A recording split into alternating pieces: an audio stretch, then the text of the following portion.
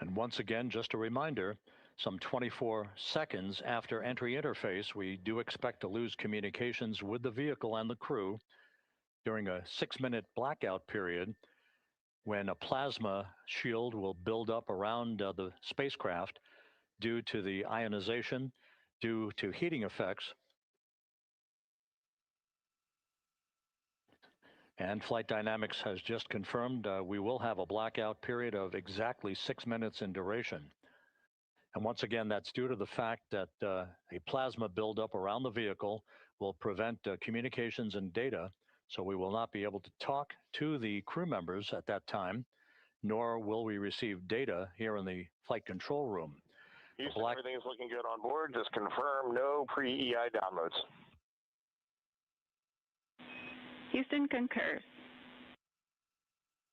That blackout period to begin at 6:53 and 54 seconds p.m. Central Time, and again will last about 6 minutes in duration.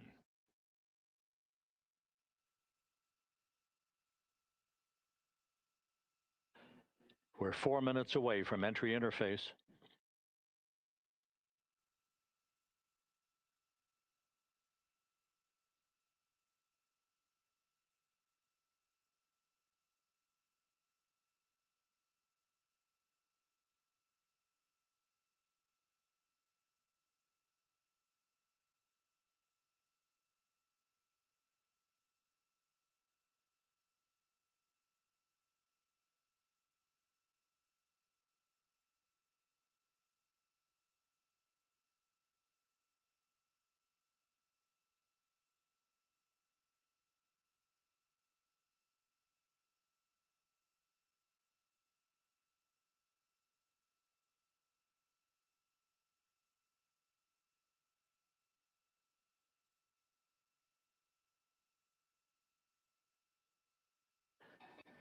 This view from Integrity as it crosses from southwest to northeast across the Pacific Ocean, 3 minutes from entry interface.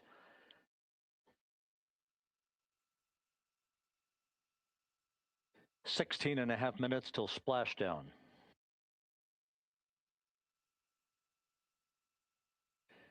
The USS John P. Murtha and the recovery team is on station and in position, as are the airborne imagery assets that we hope to receive imagery from as Artemis enters the Earth's atmosphere and through parachute deployment.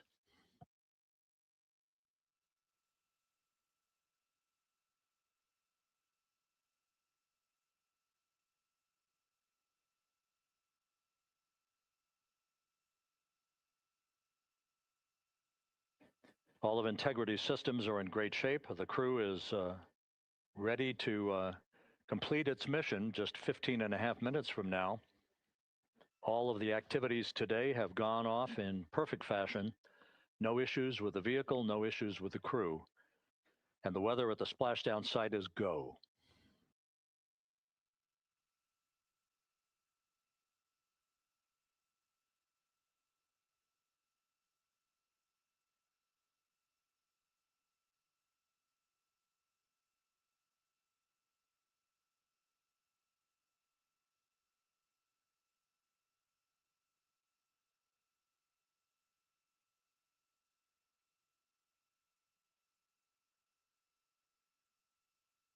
Coming up on 1 minute until entry interface.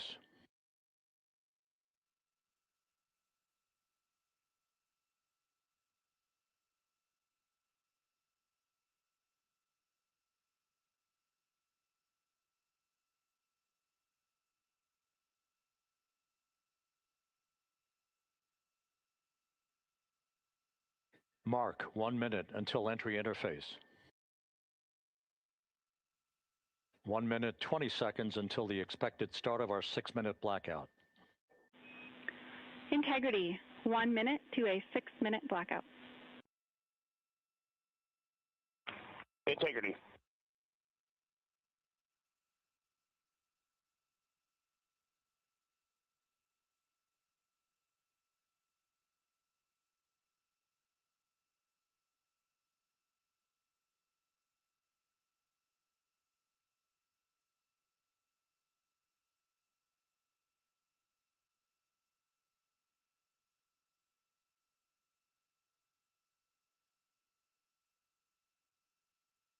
10 seconds till entry interface.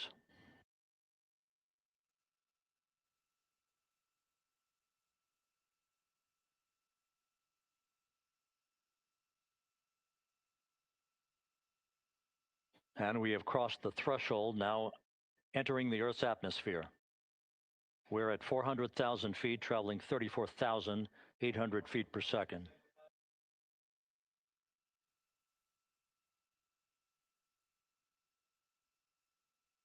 Time to splash down, 13 minutes, 10 seconds.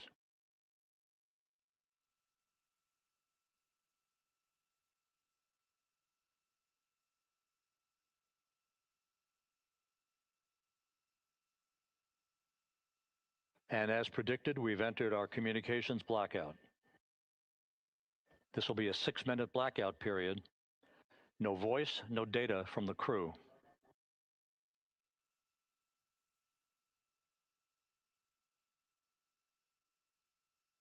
We're 30 seconds away from the anticipated point of peak heating on the vehicle, where temperatures will rise to about 4,000 to 5,000 degrees Fahrenheit.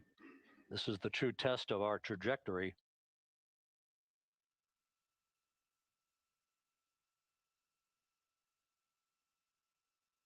And from the G5 aircraft in the vicinity of the splashdown zone, this view of integrity.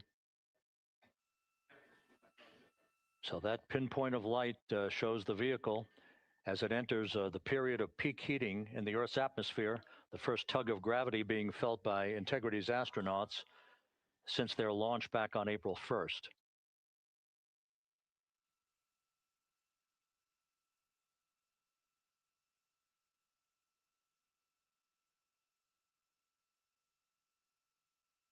Four and a half minutes until the end of the blackout period.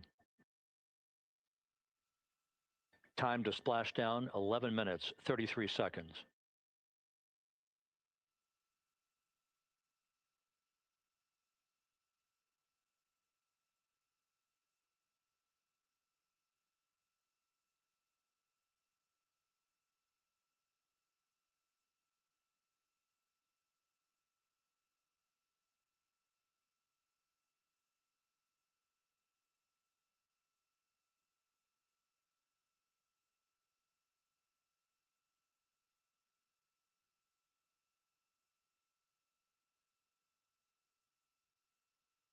The landing and support officer reports that the P3 has acquisition on Integrity.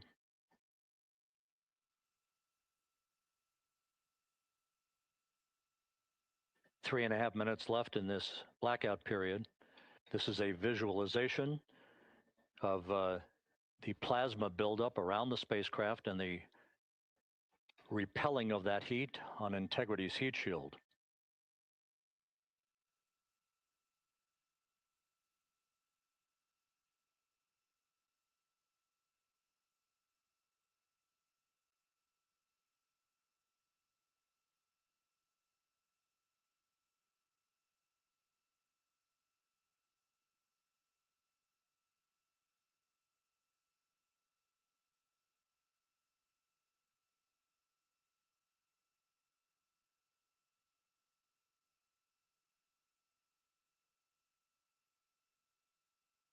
Flight Dynamics reports that airborne assets in the vicinity of the splashdown zone do have a visual on Integrity. Still 2 minutes and 40 seconds left in our blackout period. Time to splashdown, 9 minutes, 35 seconds.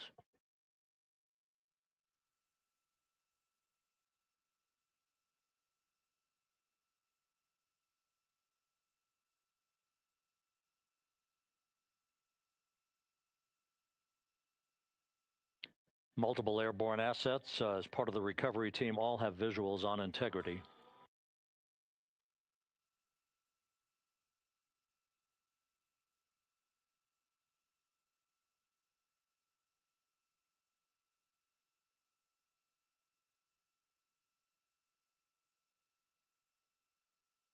And the WB-57 flying in the splashdown zone also has a visual. And the Navy helos also have visuals.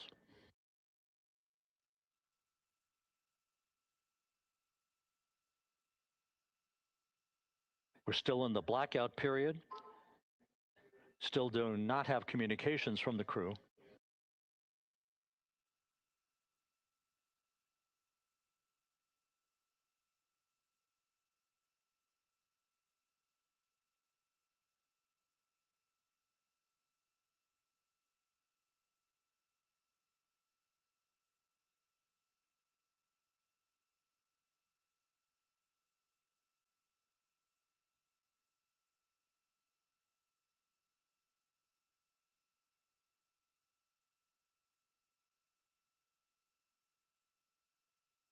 We're standing by for communications from the crew. We should be out of the blackout period less than a minute from now.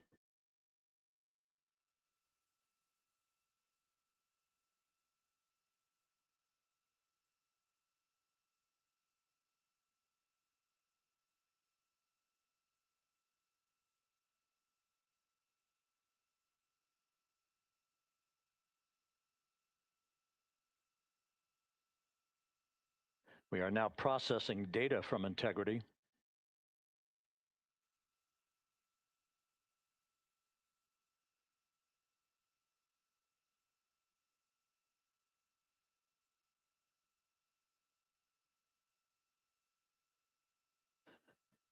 Landing and support officer reports the small boats are en route to the splashdown target zone.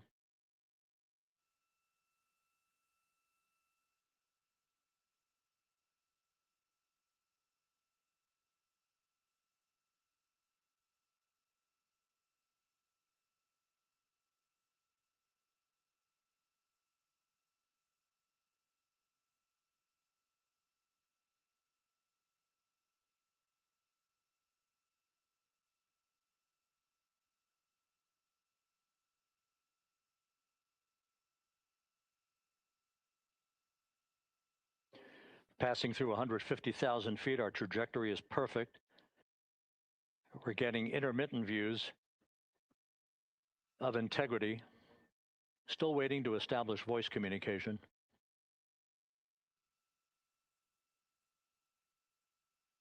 Integrity, Houston, comm check, post-blackout. Houston, Integrity, we have you loud and clear. Your trajectory is nominal, and your recovery teams have visual. Guidance looks good. No action for the enabled internal camera controller fail. Big cheers from the viewing room here in Mission Control as voice communication reestablished with Commander Reed Wiseman.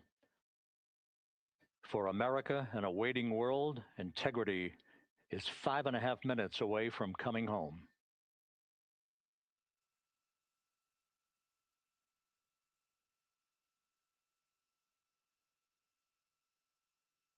Passing 100,000 feet now. Range to splashdown 19 nautical miles.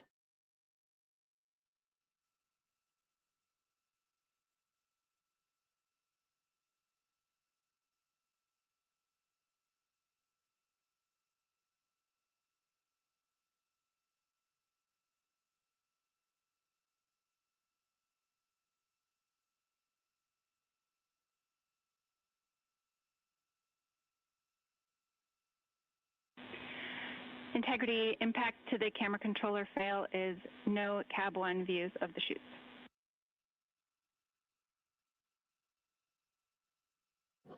Integrity. We're processing good data through the GPS system. A good view of Integrity, time to splashdown 4.5 minutes.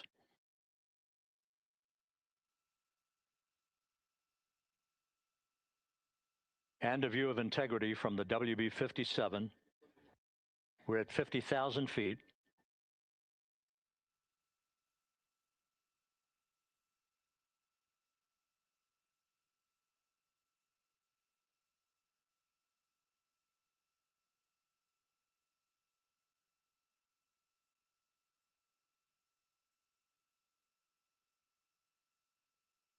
The pyros are armed for forward bay cover jettison.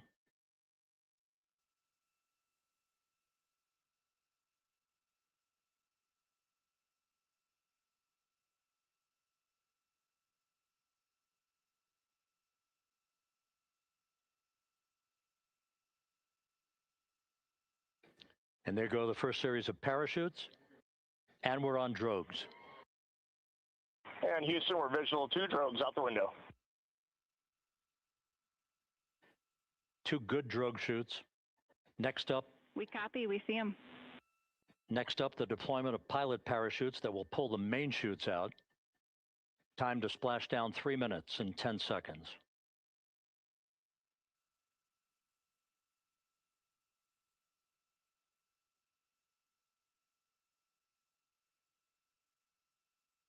Perfect descent rate according to flight dynamics. Good rates on 2 drogues. We see the same on board.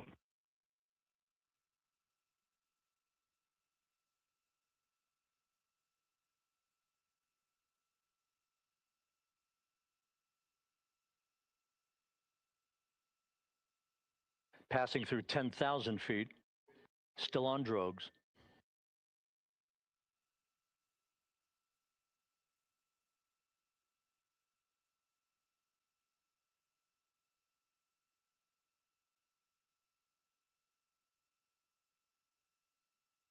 Main chute deploy.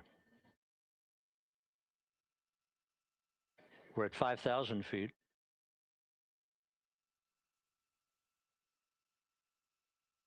Search and recovery beacon has been activated on integrity.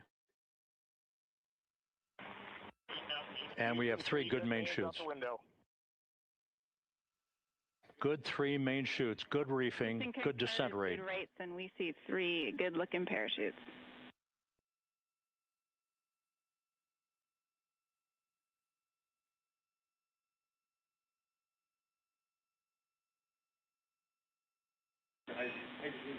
Integrity. Cabin pressure indicates no need for hydrazine checks. Integrity copies. This is a perfect descent for integrity. Its crew sounding hale and hearty on board. Time to splash down 1 minute, 15 seconds.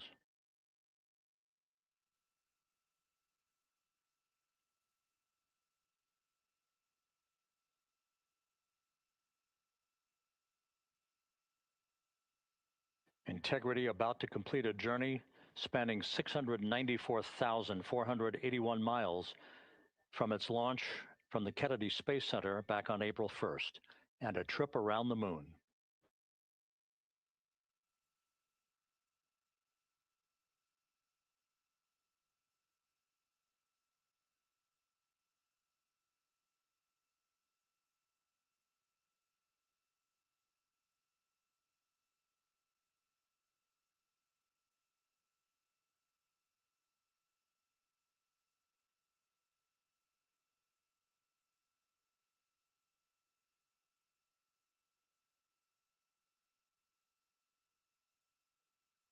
Passing through 1,000 feet.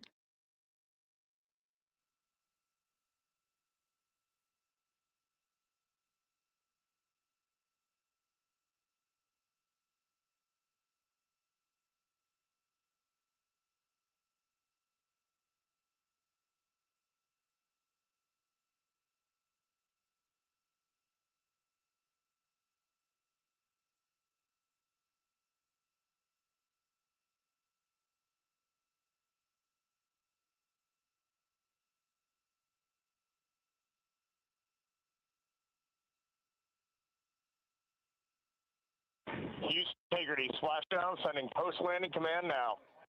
Splashdown confirmed. Copy splashdown, waiting on VLDR. Splashdown confirmed at 7:07 p.m. Central Time, 5:07 p.m. Pacific Time. From the pages of Jules Verne to a modern-day mission to the moon, a new chapter of the exploration of our celestial neighbor is complete. Integrity's astronauts back on Earth.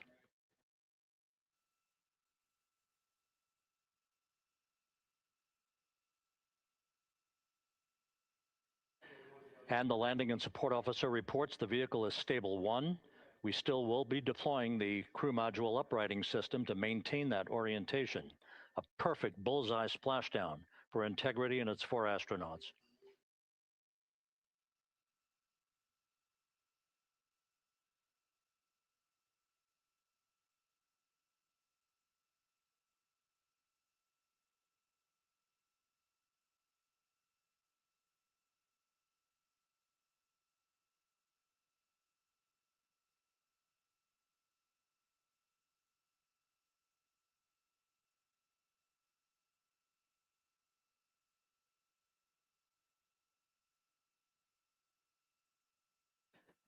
The unofficial splashdown time, 7:07 and 47 seconds p.m. Central Time. We'll get that refined for you. That would put the end of the mission at a mission elapsed time of 9 days, 1 hour, 31 minutes, 35 seconds.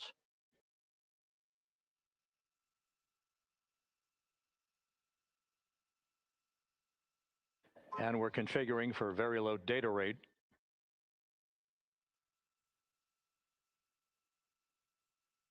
Once again, splashdown occurring in the Pacific, southwest of San Diego at 7:07 and 47 seconds p.m. Integrity Houston, comm check on VLDR.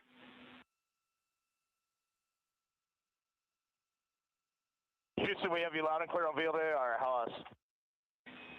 We have you the same. We'll meet you over in post-landing. Perfect communications established. What a journey. We are stable 1, 4 green crew members. Houston copies all. Reed Wiseman reporting 4 green crew members. That is not their complexion. That is the fact that they're in great condition. That's what that means. So stable 1, upright. The crew module uprighting system is being deployed. The 5 airbags being inflated through helium to maintain the upright configuration for the vehicle. This was a textbook entry and a textbook touchdown for integrity. Reed Wiseman, Victor Glover, Christina Cook, and Jeremy Hansen back on Earth after a journey around the moon.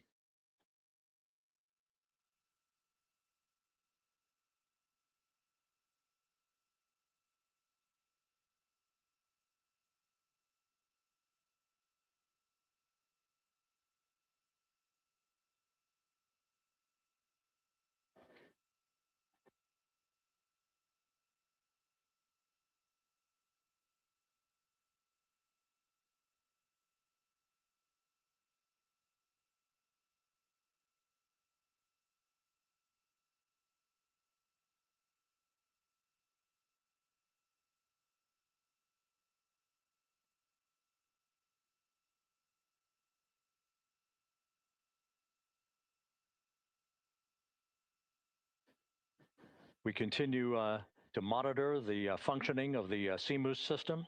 The airbags are being inflated to maintain a stable 1 or upright configuration. And there's a good view from one of the naval helicopters hovering overhead. Reed Wiseman reporting 4 green crew members, meaning they're all in excellent shape.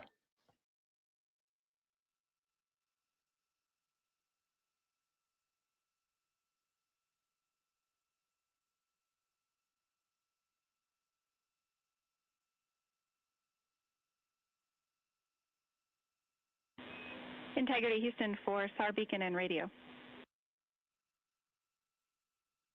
SAR beacon is in 406, and we're powering the radio now. Go ahead. We see the beacon on. However, the recovery team is not seeing the signal. Your SAR radio uses the same antenna, so you may run into trouble with the radio. Okay, copy. And we are also powering up the sat phone now.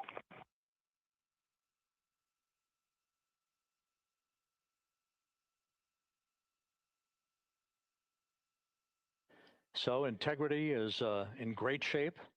And as the crew continues its post-splashdown timelined activities on board, Reed Wiseman once again reporting that all 4 crew members are in excellent shape.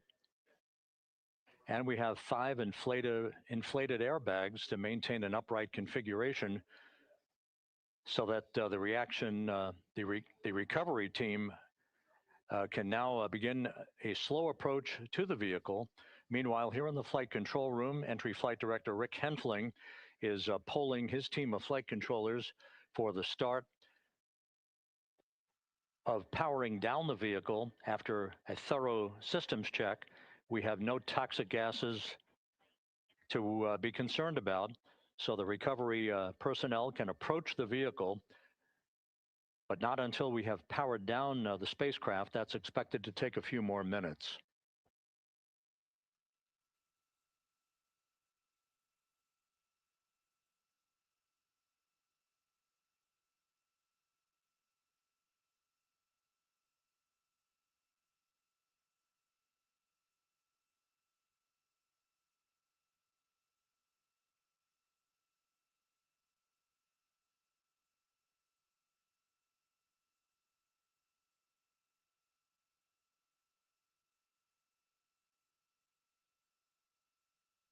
Integrity back on Earth following its historic flyby of the moon.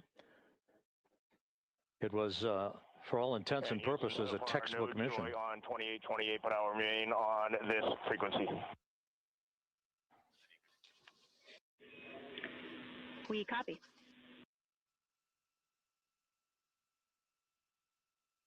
Reed Wiseman indicating some trouble with the SARSAT phone on board, but that's not an issue. What is more important is that the vehicle is solid. No issues as we begin the power down of the vehicle to begin the recovery process.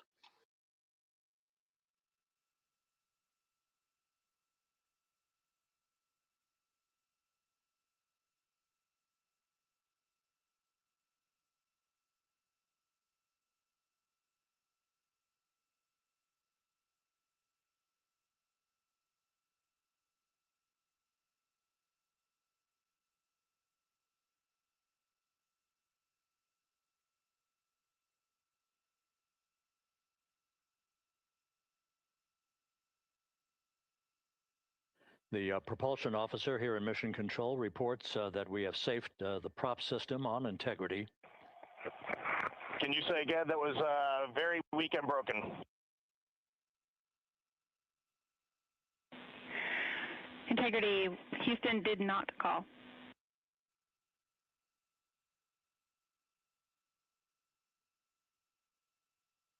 Copy that, Houston. It might have been on the SAR radio. Stand by.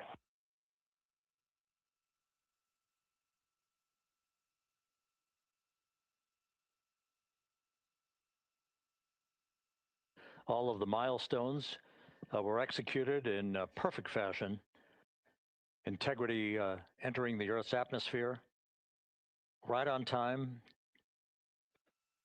reaching its peak speed shortly after a blackout period began. We emerged from the blackout period, but the recovery imagery airborne assets were able to pick up Integrity's descent almost immediately through entry interface, tracking the vehicle all the way down. And finally, you saw the sequence of chute deployments. First, the forward bay cover being pulled off the top of the vehicle by a series of 3 parachutes. Then the drogue chutes were deployed, followed by the 3 main chutes that slowed the splashdown velocity of Integrity to just 19 miles an hour.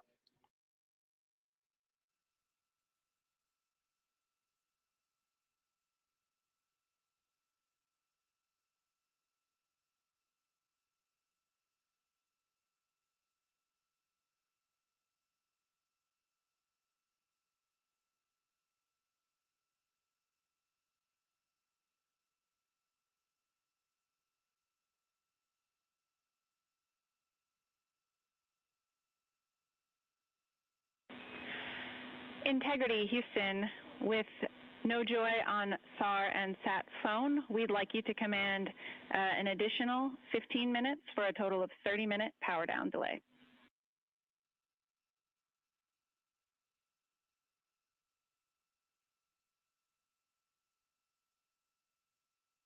All right, Jackie, we have selected T/D+30. No joy on SAR radio or sat phone. And stand by, we have the master diver on SAR radio. Please hold comms. Hey, Lily. Excuse me. Hey, Jackie, we just got the master diver on SAR.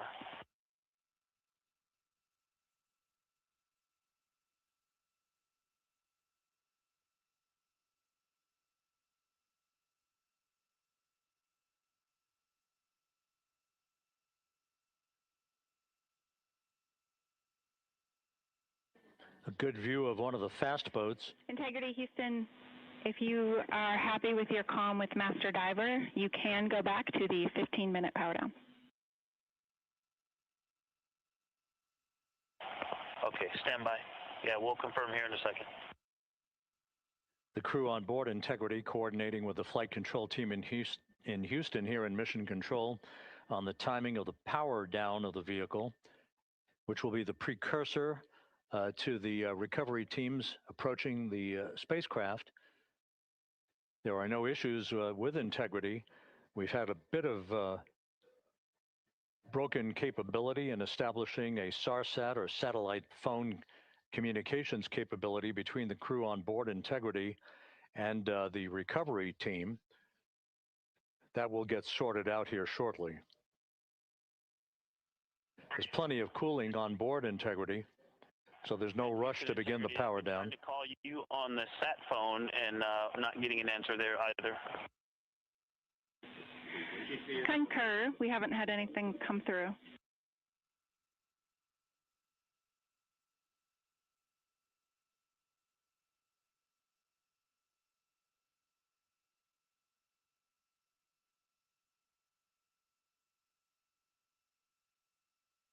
And Houston, if you could relay to recovery that we hear them, but it does not appear as though they are hearing us.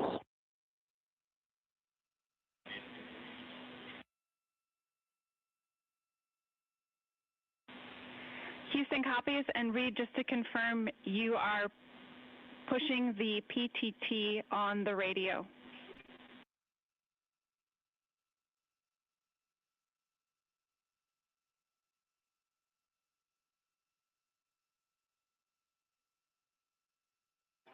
So as we continue to sort out the communications between Integrity and the recovery teams, we are standing by for the initiation of the power down procedures that, as you see, the recovery teams are moving towards the side of the capsule.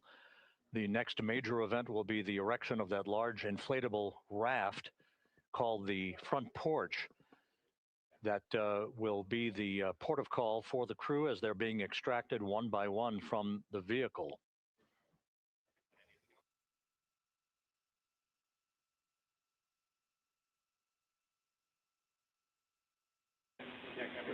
Integrity, Houston, for sat phone, we are going to attempt to call you. Good idea, standing by. And Jackie, yes, we are pushing the push to talk, the two buttons on the left side of the radio below the up-down arrows. We are utilizing them. I'm rebooting the radio to see if we get good comms. Okay, we copy all, and just to confirm, you are seeing that you are touchdown plus 3030 for power, correct? That's affirmative.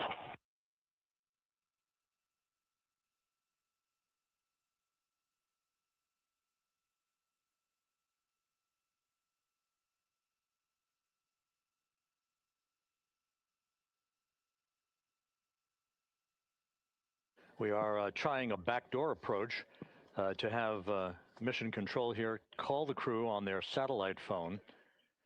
This is all part of the coordination for the power down of the vehicle that will initiate the actual recovery operation. The first boats with the Navy divers on board are standing by, waiting to close in on Integrity to begin the process of erecting the large inflatable raft that's called the front porch that will be where the astronauts are extracted from so that they can have a few minutes to get their land legs back before they're hoisted aboard the Navy helicopters for the flight back to the deck of the USS John P. Murtha. Cannot reply.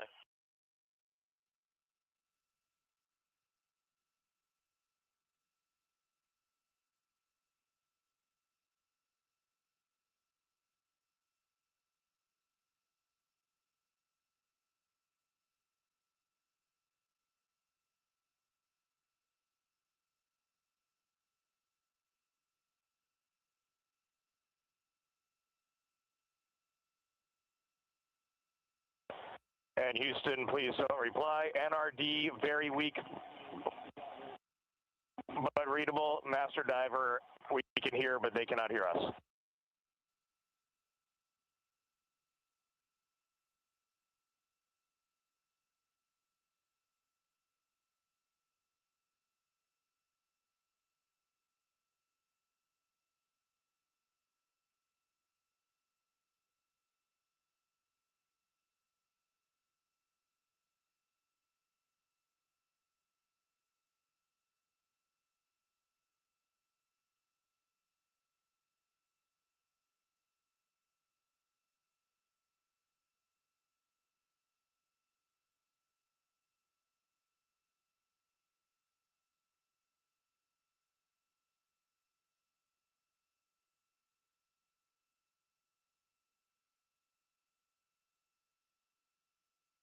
And Houston on OE1, is there any chance to tie us into NRD?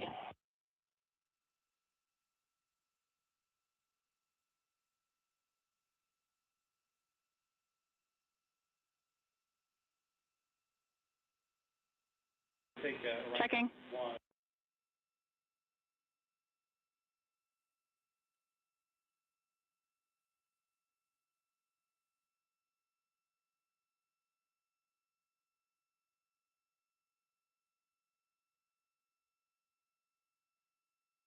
This is Mission Control Houston.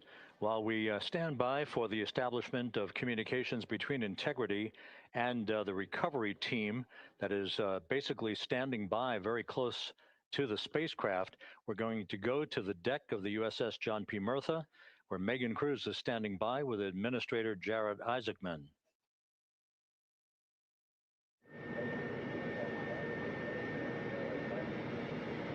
Hey, Rob, yeah, just such an honor to be able to be here on the ship, to be able to share and experience this moment with everyone together. And of course, as you just said, yes, here with NASA Administrator Jared Isaacman. Administrator, how did you feel getting to witness this and seeing NASA at its best? Oh, I mean, I'm honestly, I'm still at a loss for words. I mean, you know, like the childhood Jared right now can't believe what I just saw. I mean, almost been waiting my whole lifetime to see this, and then it's NASA Administrator. I just couldn't be more proud of the entire workforce, the years, the effort, the late nights, all the hard work from across the country that contributed to this incredible moment right now. And yeah, incredibly grateful too for our teams here on the John P. Murtha right now. Yeah, look at them behind us here. Got everybody. What do you guys think? We just brought some astronauts back from the moon, huh? Unbelievable. Awesome. Thank you. Yeah, so grateful to the Navy, the sailors that are here, the NASA teams. I mean, this is a joint effort that's on their way right now. These recovery forces are getting out to our Orion spacecraft, to Integrity, to get our astronauts back on the ship safely. Yeah, and this is not just an accomplishment for NASA. This is an accomplishment for humanity. Again, a historic mission to the moon and back. How does this make you feel, and what do you hope people take away from this? Well, I'll tell you, you know, I think about the crew members that we've all had an opportunity to observe over the last 10 days, right? I mean, they're absolutely professional astronauts. I mean, wonderful communicators, almost poets. But then I think these were the ambassadors from humanity to the stars that we sent out there right now. And I can't imagine a better crew than the Artemis II crew that just completed a perfect mission right now. So yes, it's a huge moment for everybody, right? I mean, we are back in the business of sending astronauts to the moon, bringing them back safely, and to set up for a series more. I mean, this is not a once in a lifetime, which you hear sometimes around here. It's like, this was a once in a lifetime. No, it's not. This is just the beginning. We are going to get back into doing this with frequency, sending missions to the moon until we land on it in 2028 and start building our base. Yeah, are we going to build on the momentum for Artemis 3? I mean, it's just around the corner. Absolutely. So, I mean, that's, you know, part of me too. Like, I can't wait to get the crew off of Integrity right now, but also getting Integrity back on this ship so we can start taking a look at it, because all that data is so precious to us right now. I mean, we are going to definitely want to take a good look at the thermal protection system. We're going to want to download all the data they couldn't transmit back to us and use that to inform Artemis 3. But we're already making progress, right? You had SRB segments already showing up at KSC. Core stage for Artemis 3 is rolling out on April 20th. We're getting Mobile Launcher 1 back in vehicle assembly building. So yes, there is a lot to celebrate right now on a mission well accomplished for Artemis 2, and at the same time, we got to start getting ready for 3. Amazing. And last question, you know, for people who joined us for all 10 days to see what we can accomplish together with our international partners, what do you think about the fact that we're going to keep doing this more and more and more?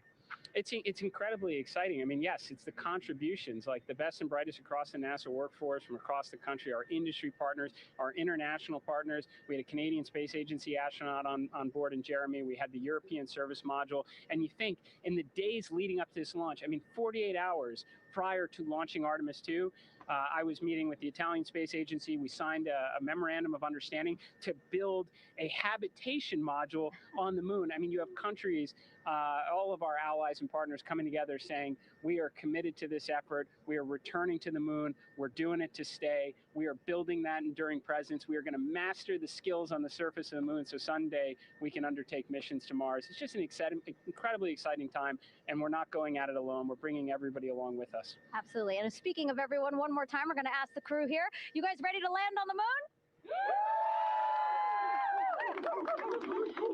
Awesome. I love that. Okay, well, thank you so much, Administrator. Appreciate you being here. We're, of course, going to stay on to watch the crew get extracted from Orion, so stay tuned, and we'll see you back here shortly.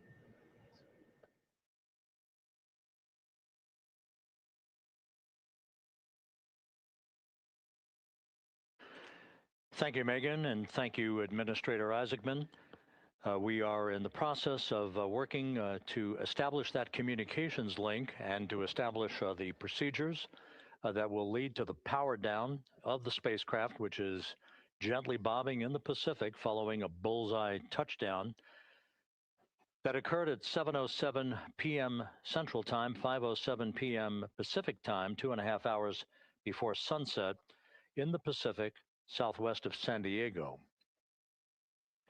We have once again heard from the crew during that interview opportunity with the administrator, and we have 4 healthy crew members on board.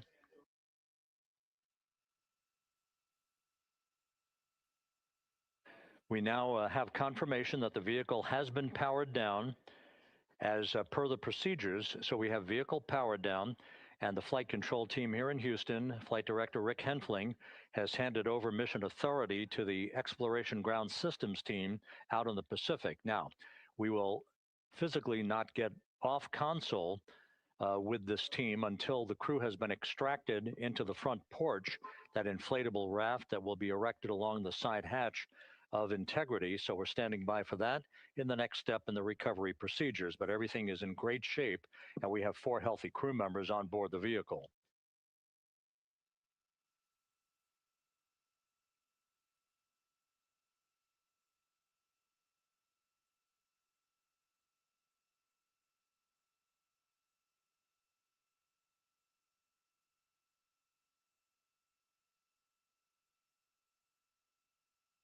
All of the entry events went by the book, no issues, perfect trajectory for Integrity that was culminated with one final raise burn to improve the angle of attack for the vehicle as it entered the Earth's atmosphere. All of that flight dynamics computation worked like a charm.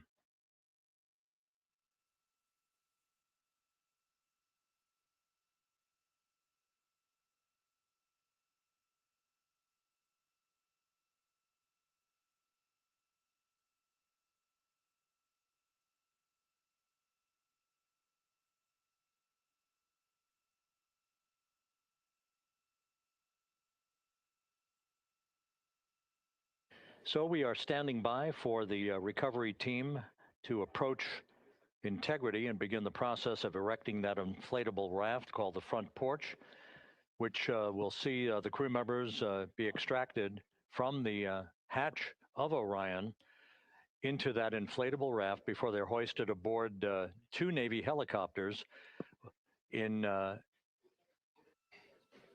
variety of different configurations. Each crew member will be hoisted in sequential fashion, in alternating fashion, 2 crew members for each helicopter before they turn around to head back to the John P. Murtha. Once on the deck of the ship, they'll be brought into medical bay for comprehensive medical exams.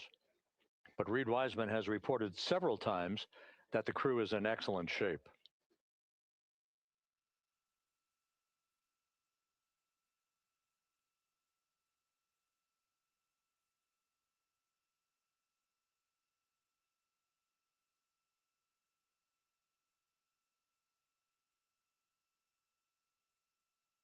So just to recap, it has been some 26.5 minutes since the splashdown of Integrity in the Pacific. The vehicle is in excellent shape. It performed like a champ all the way down through the Earth's atmosphere. All of the vehicle functions were checked off in excellent trip hammer fashion. The parachutes all deployed as planned. Splashdown occurring at 7:07 p.m. Central Time, 5:07 p.m. Pacific Time.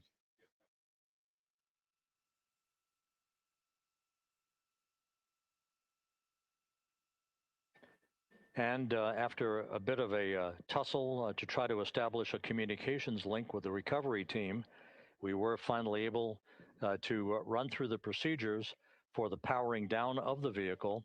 We've handed over mission authority to the Exploration Ground Systems folks out in the Pacific, and the recovery team will be approaching the vehicle shortly to erect the inflatable raft called the front porch before opening the hatch to integrity to bring the crew members onto that raft before they're hoisted onto two Navy helicopters, two crew members for each helicopter, before they're flown back to the deck of the USS John P. Murtha.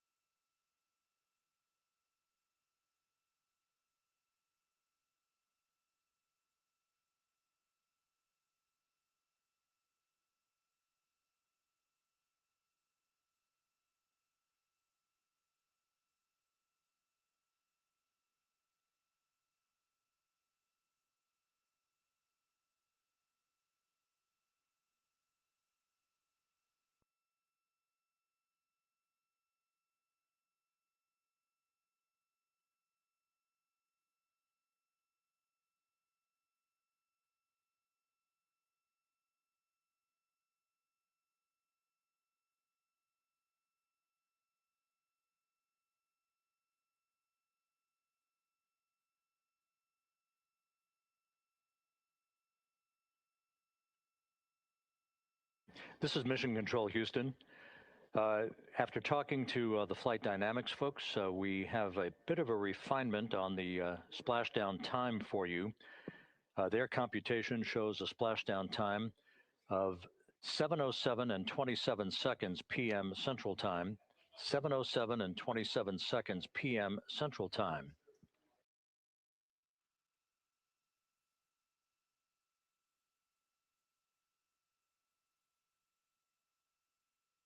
That would equate to a mission elapsed time of 9 days, 1 hour, 32 minutes, and 15 seconds.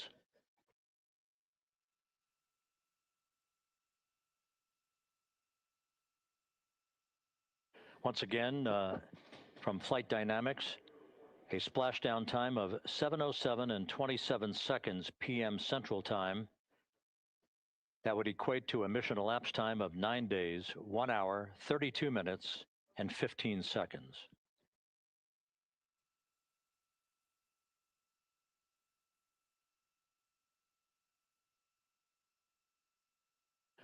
Reports from the Pacific indicate that the recovery team in communications with the crew aboard Integrity, that the crew remains in excellent shape as they await the approach of the team for a final hazard gas evaluation before they move to the side of the vehicle to erect the inflatable life raft called the front porch.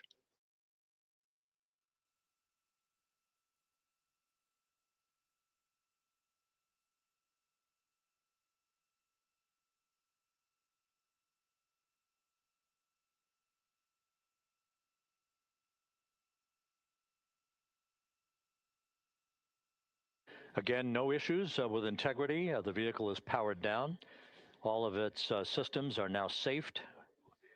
We have handed over mission authority to the Exploration Ground Systems folks in the Pacific, but we will not stand down and have the entry flight control team depart its positions until that inflatable raft, the front porch, is erected, the hatch open, and the crew having exited the vehicle. So that's the next step in the recovery process that will lead to the hoisting of the crew members.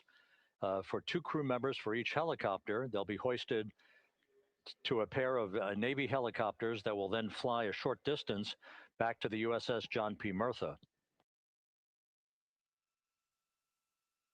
What you're looking at is one of the fast boats circling the vehicle to make a hazard assessment.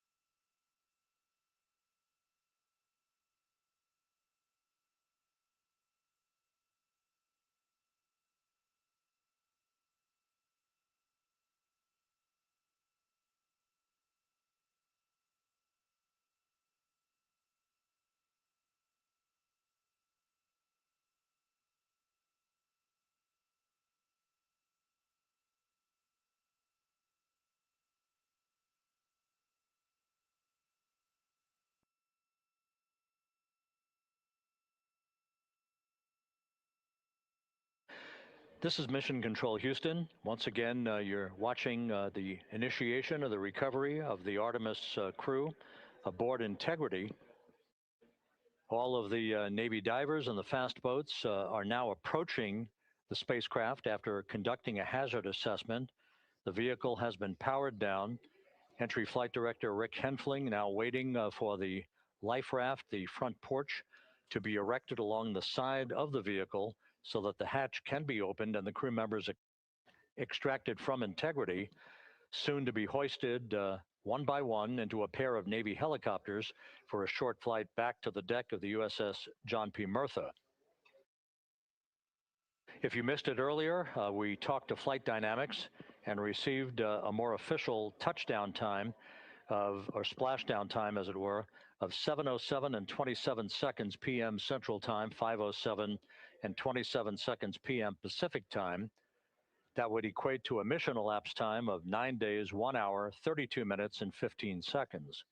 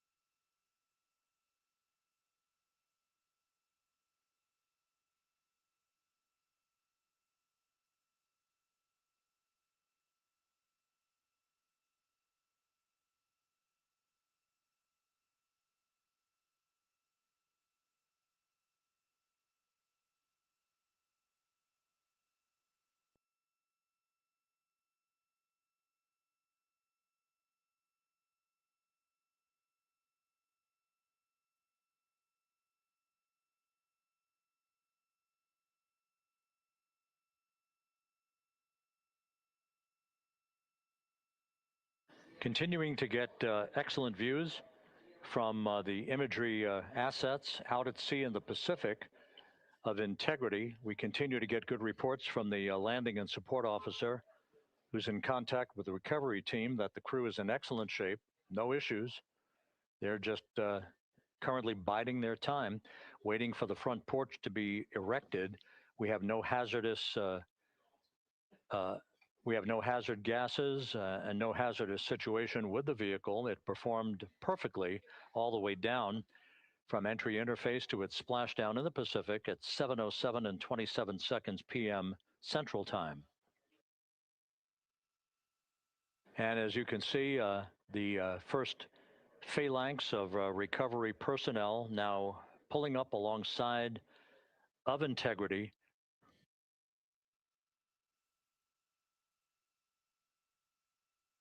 This includes Navy divers, a Navy flight surgeon, and other recovery personnel who have trained for several years for this recovery process.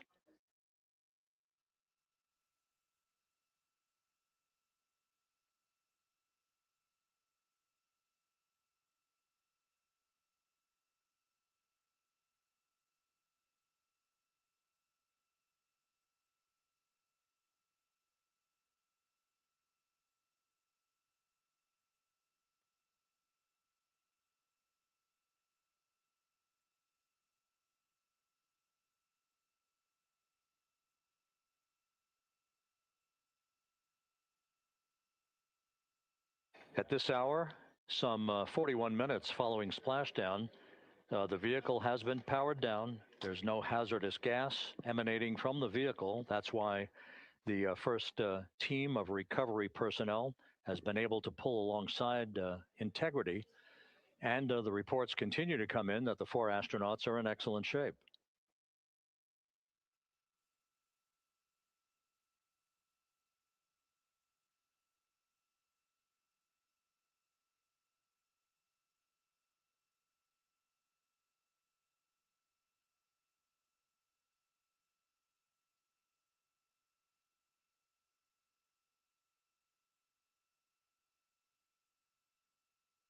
Yes.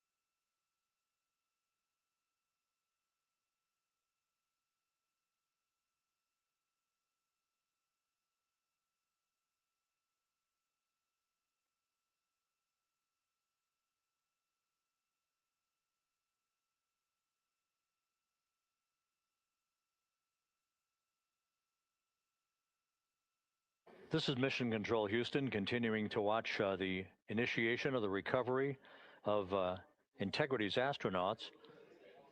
One by one, they'll be brought out of the spacecraft onto a large inflatable raft just a short time from now. In the meantime, we can go back to the USS John P. Murtha, where my colleague Megan Cruz is standing by to provide her situation report. Megan, can you hear us?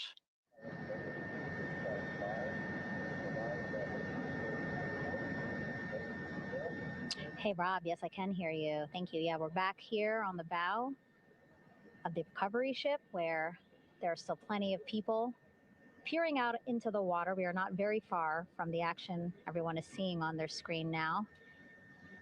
The Orion spacecraft, Integrity, in the ocean, surrounded by a number of recovery boats.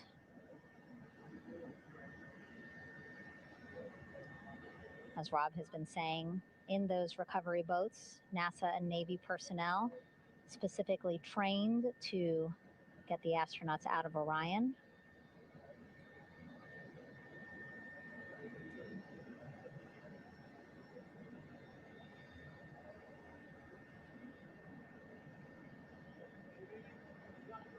In some of our wide shots, you can probably see that there are 6 boats out in the water. More than 40 people out in the water right now on those boats.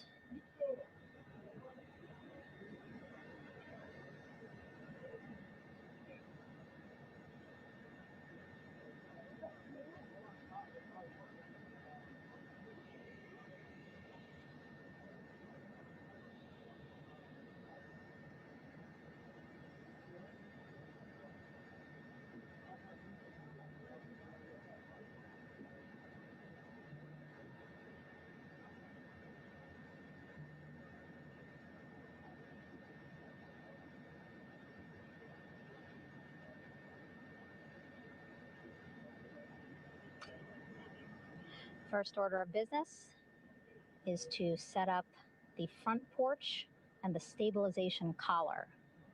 You might also hear it referred to as a stab collar. Basically just to make sure that Orion stays upright, doesn't sway in the water too much, again, to make it easier for recovery forces to get the astronauts out.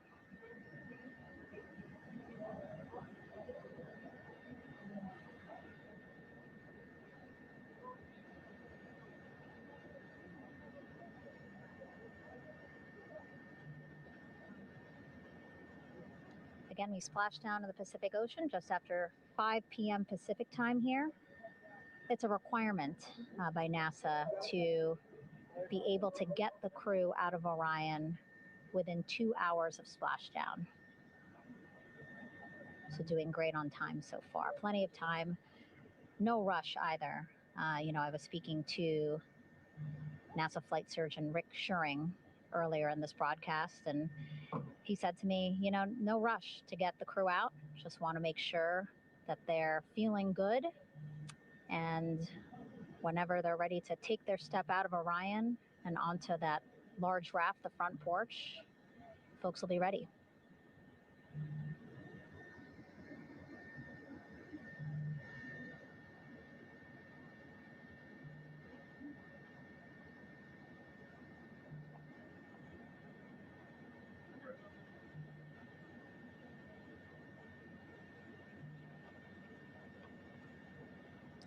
And as there are mission audio loops in mission control in Houston, there is a mission audio loop here on the ship, and it was just reported out that the side hatch is open. Side hatch of integrity is open. You're getting these beautiful shots from our aerial assets. The ship itself, where I'm on, just 3,000 yards away. Again, plenty of people on the boat here, glued to the side closest to where they can see all this action. And again, with just 3,000 yards separating us, great views from the bow here. You can see now that side hatch is open. One of the Navy personnel is about to get inside there.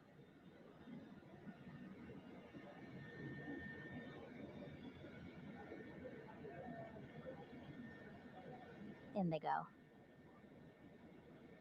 In total, 4 will go into Orion. So it'll be a little bit of a tight squeeze, but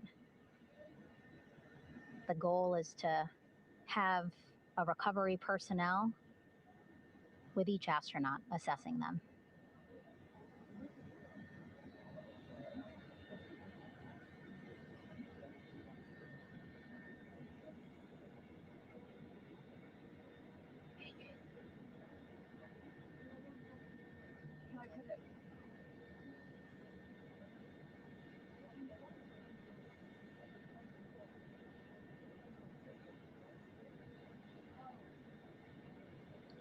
Boats getting closer now.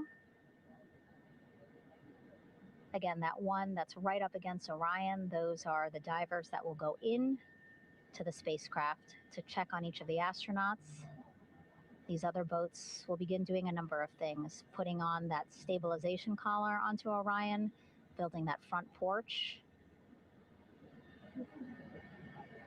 Eventually, they will retrieve the parachutes, as well as tow Orion back to the well deck of the recovery ship here.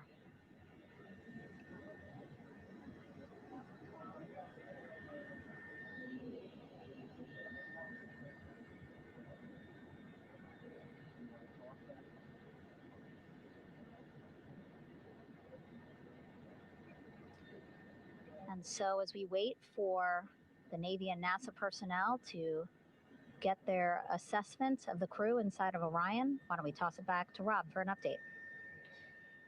Yeah, thank you, Megan. Here in Mission Control, Flight Director Rick Henfling and the entry team of flight controllers still on duty. The vehicle has been powered down for some time now. There are no hazardous gases emanating from integrity. That, of course, allowed the recovery personnel to approach the vehicle and then open the hatch to begin the initial medical assessment of the crew, as you just indicated. Now we're standing by for the erection of that inflatable raft, the front porch, alongside of the vehicle that will enable the crew to be extracted one by one onto the raft, have a moment or two to get their land legs back before they're hoisted into 2 hovering Navy helicopters, 2 crew members for each helicopter, for a short flight back to the deck of the USS John P. Murtha.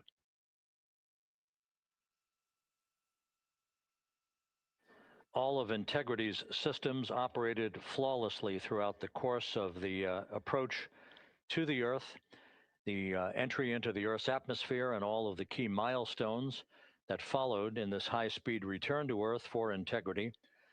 A mission that spanned more than 694,000 miles from the vehicle's launch from the Kennedy Space Center atop the Space Launch System back on April 1st.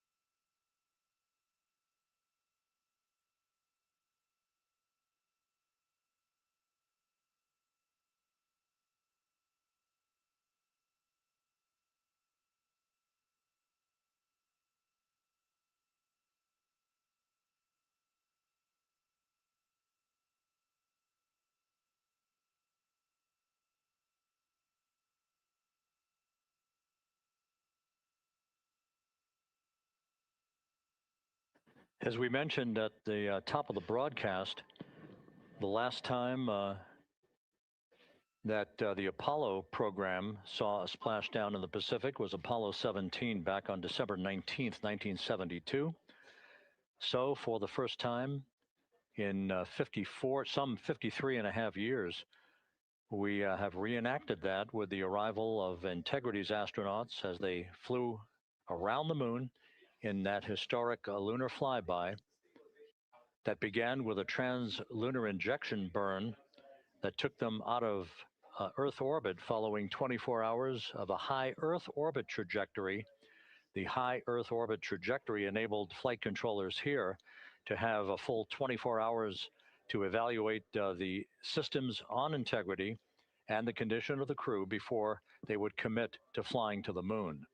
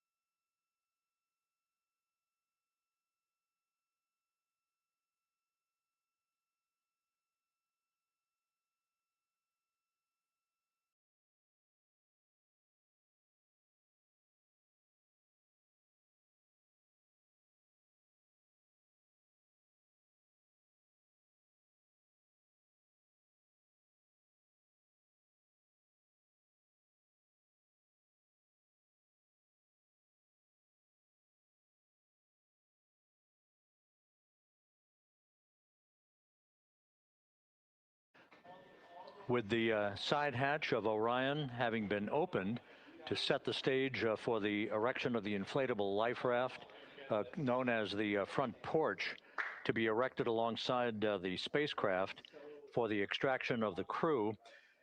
Let's play for you an interview that my colleague Megan Cruz conducted on the USS John P. Murtha with Navy diver First Class David McMahon that explains how this process is unfolding.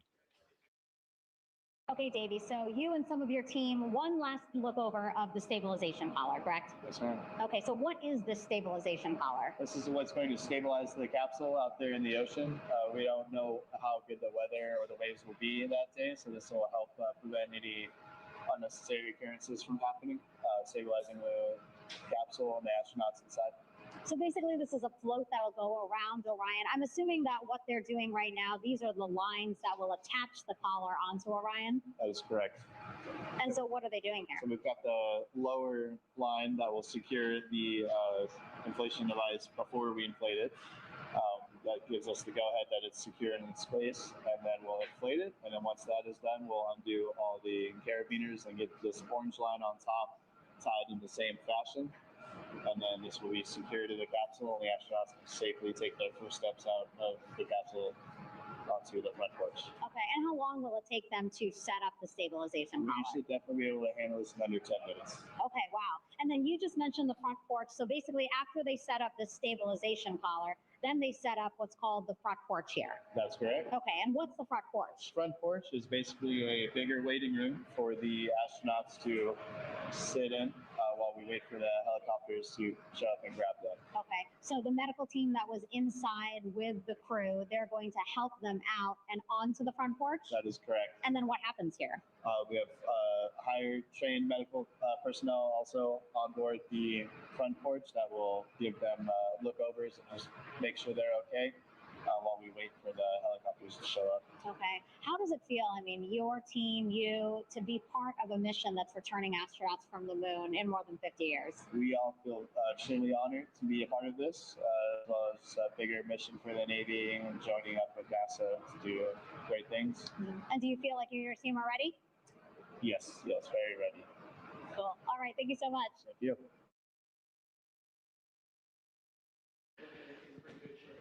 Once again, the recovery operations are continuing out in the Pacific. We shortly should see that life raft, the front porch, erected alongside the side hatch of the vehicle.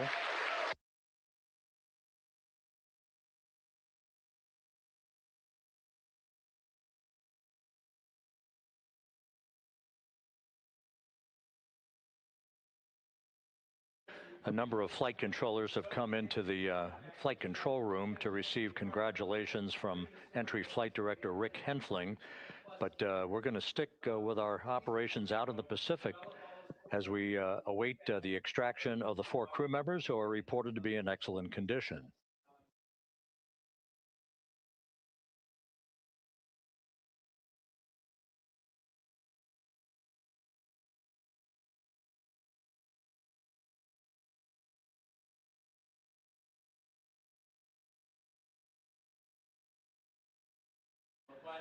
Again, while we stand by for that front porch to be erected alongside of the side hatch of the vehicle, let's go back to the USS John P. Murtha and Megan Cruz. Megan?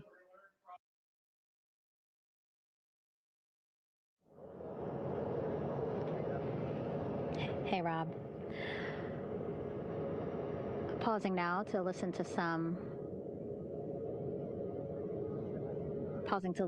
internal audio loops. Again, the operations team here on the ship communicating with everyone out on the water. It seems like currents are hindering them a little bit from unfurling and inflating the stabilization collar as well as the front porch. But again, the requirement to get the crew out within 2 hours of splashdown, plenty of time. So no concerns just yet. But as calm as the water looks, yeah, it looks like it's hindering the teams just a tad.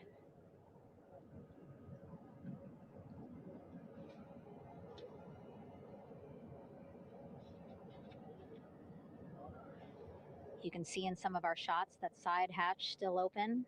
Again, inside there are now 8 people inside. 4 divers, Navy divers, all with medical training, each assigned to an astronaut each. Making sure that they're comfortable, feeling good.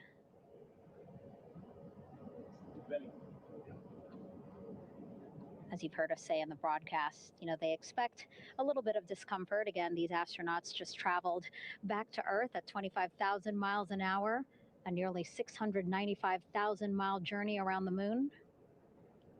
If you think you get carsick.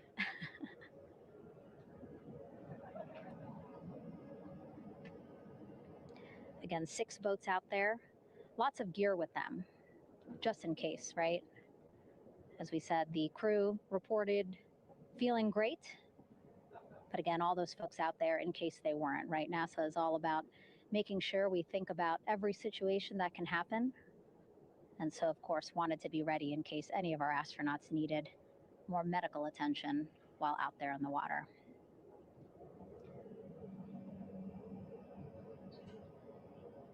You see now teams, again,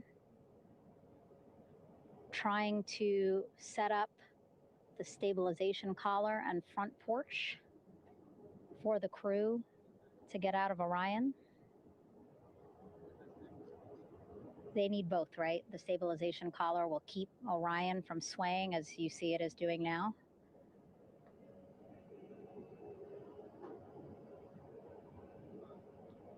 And then they will connect the front porch to the stabilization collar so that the crew can take 2 steps and they will be in the front porch.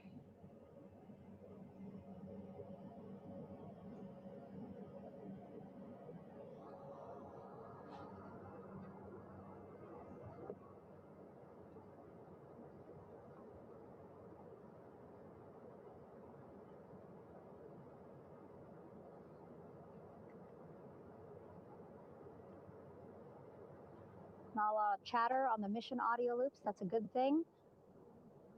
Again, things proceeding pretty nominally, even if they're fighting some currents out there on the Pacific Ocean.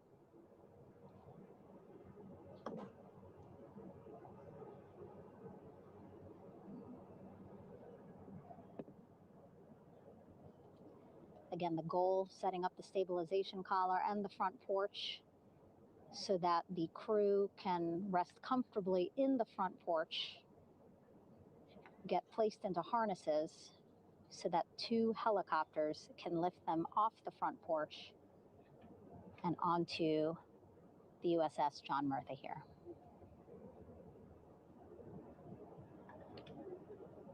The helicopters are going to take turns picking up an astronaut. So again, Helo 1 and Helo 2.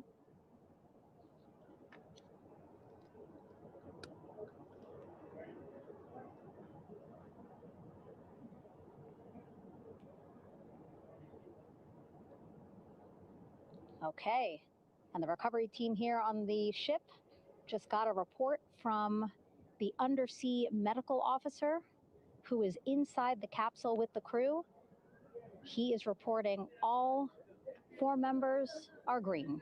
All of our 4 astronauts, Reed, Victor, Christina, Jeremy, green, meaning they are feeling great, not the complexion of their skin. They are feeling great, happy to be home, and ready to be extracted as soon as possible.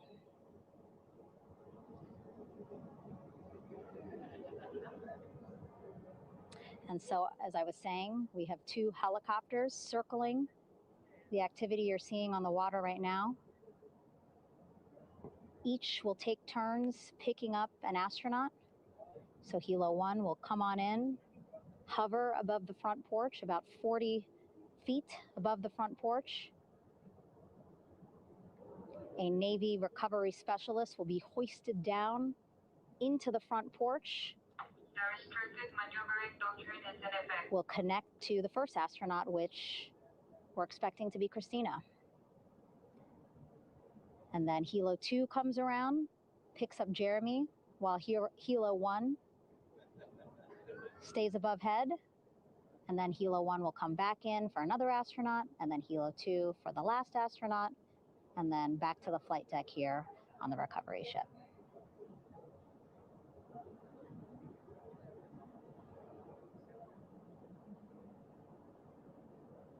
I was talking to Assistant Artemis Recovery Director Paul Sierpinski. He said helos are a much quicker, safer way to get on board.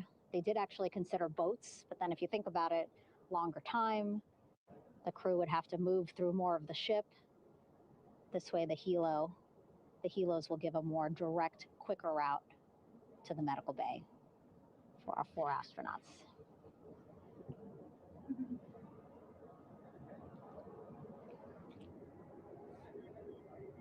Beautiful shots from our aerial and imagery teams.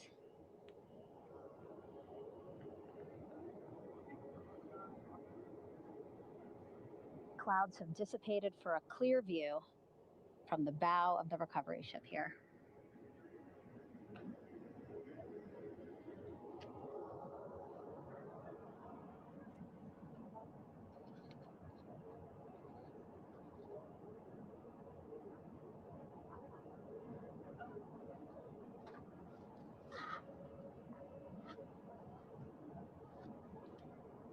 You can still see divers in the water there. Encircling Orion, that is that stabilization collar we've been telling you about. As you saw in that interview just a few minutes ago, they have to first connect it to Orion, and then once it's secured onto Orion, they can inflate it, and then they'll further secure it with other harnesses and lines.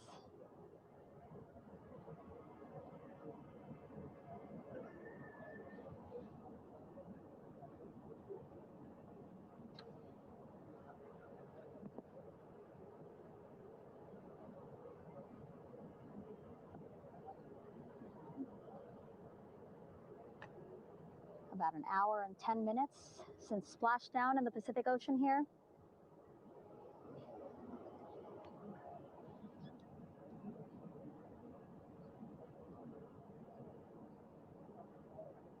Reed, Victor, Christina, and Jeremy back home after a history-making mission to the moon and back.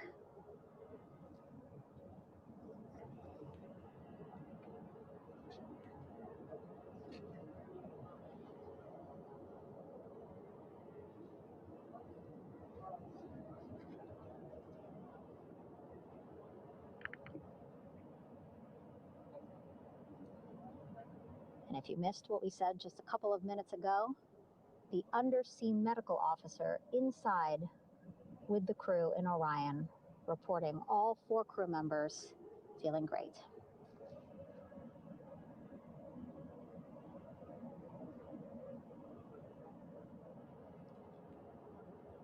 Progress being made there on the stabilization collar. It looks like they are beginning to inflate it.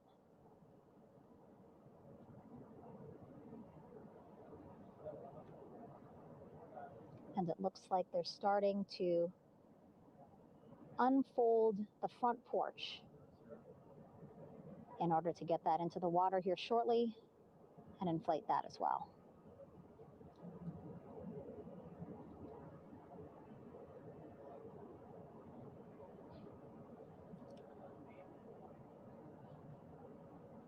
Again, more than 40 people out in the water right now.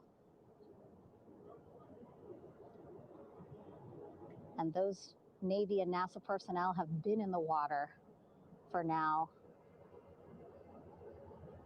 about 4 hours.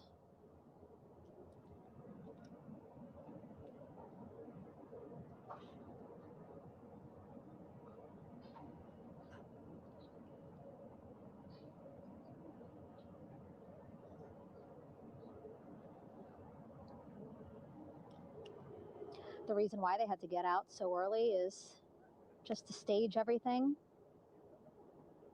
And actually here on the ship,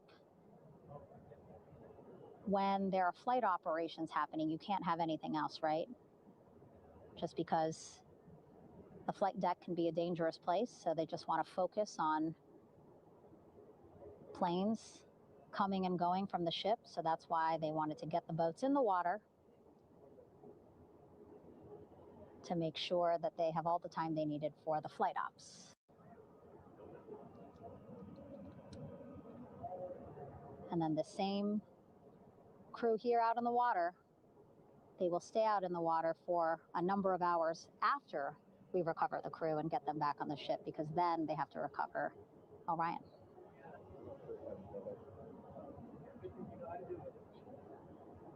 All right, that stabilization collar looking good around Orion. We're now seeing some recovery personnel getting on to that collar. Again, they need to further attach it to Orion to make sure that it can really prop up the spacecraft. It's basically lifting it up off of the water just a tad. Again, so it's not so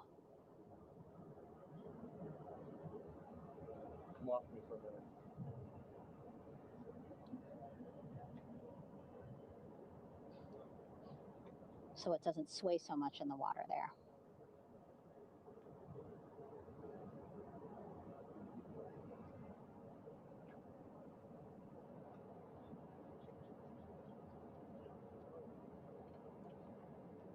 And now that front porch looks like it's nearly fully inflated as well.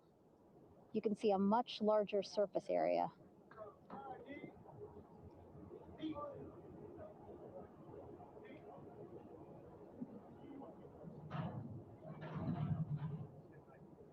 And so once the crew get out of Orion, they can stretch their legs a little bit on this front porch, get some fresh air.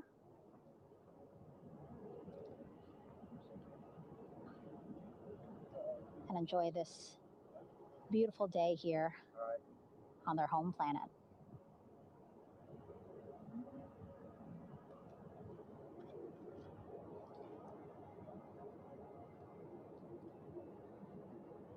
It appears teams now are about to connect the front porch to the stabilization collar.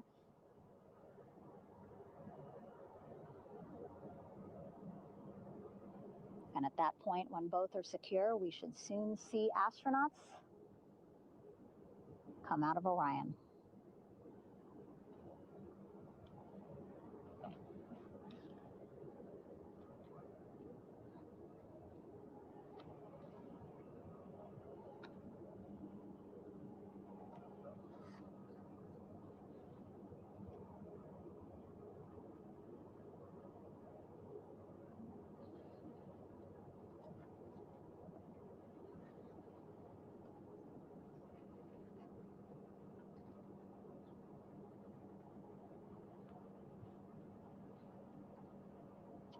All these views you see also being fed to the Landing Force Operations Center here on the ship. Of course, it is very important for our recovery teams leading the mission to have all the views that you're seeing as well. Again, listening to their communication loop here on the ship. Very quiet, which is a good thing. It means things are going pretty nominally, meaning as expected.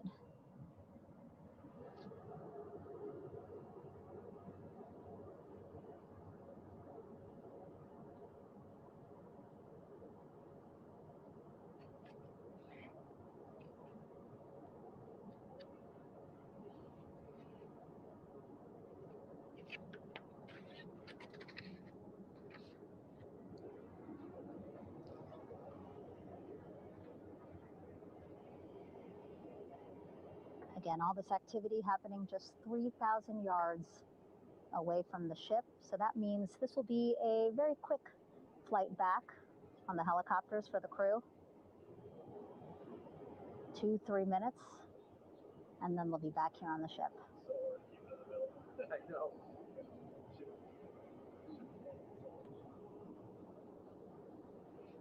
Okay, saw a thumbs up from one of the personnel on the front porch. It looks like they are now getting ready to deploy what they call the Air Rescue Vest, ARV. And so this is the harness that each crew member will get into in order to be hoisted into the helicopters. Again, those helicopters hovering just about 40 feet above the front porch when they're ready to pick up each crew member.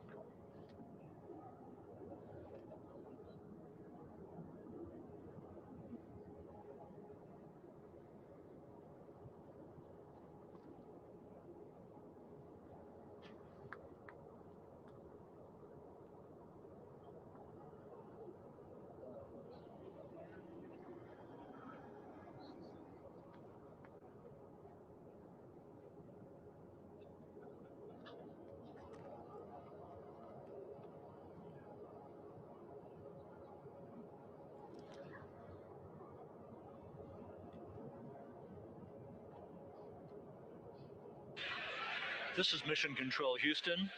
Behind me, a fairly raucous scene as hundreds of flight controllers have poured into the flight control room here. This is reminiscent of the scene after the final shuttle mission of STS-135, although that was the end of a program. This is only the beginning of a program with the textbook splashdown of Integrity and its 4 astronauts. We're standing by for the crew to be extracted from the spacecraft.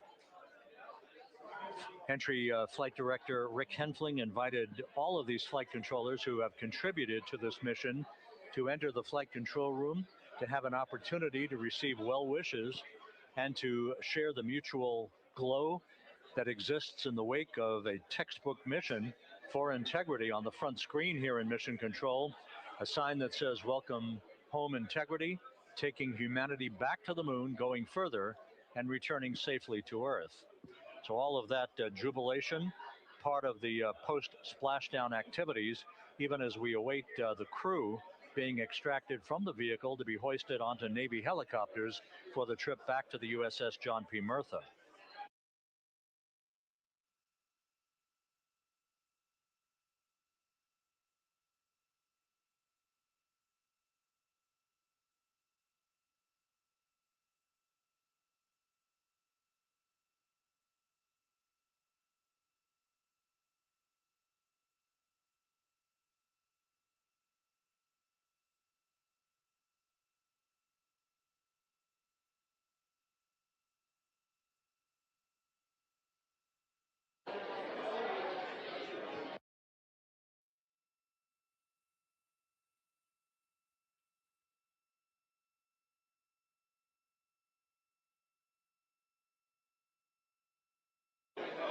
Once again here in Mission Control, this view of the Artemis flight control room, known as the White Flight Control Room. This is the old shuttle flight control room, and now is the home of Artemis missions to the moon and beyond. Once again, quite a few flight controllers were invited in by Entry Flight Director Rick Henfling to share in the jubilation following the successful splashdown of Integrity. That splashdown occurring an hour and 22 minutes ago, as we stand by for the completion of the extraction of the crew, and ultimately they're hoisting onto Navy helicopters for a short flight back to the USS John P. Murtha. Splashdown occurred at 7:07 and 27 seconds p.m. Central Time. I had an opportunity to talk to the head of flight dynamics, Jeff Birch, a moment or two ago.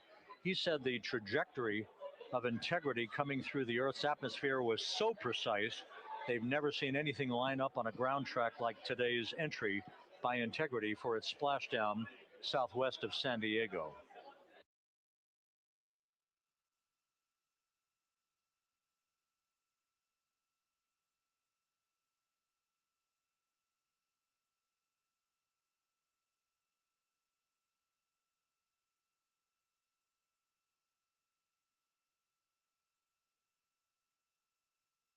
And the initial, you can hear it.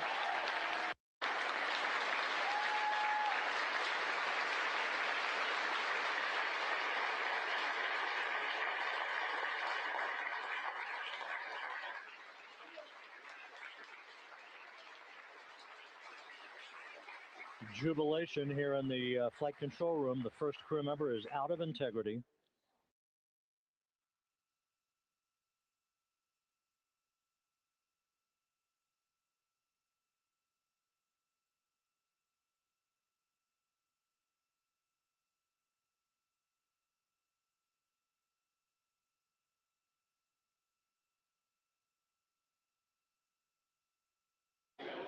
We are expecting the other crew members momentarily to be extracted.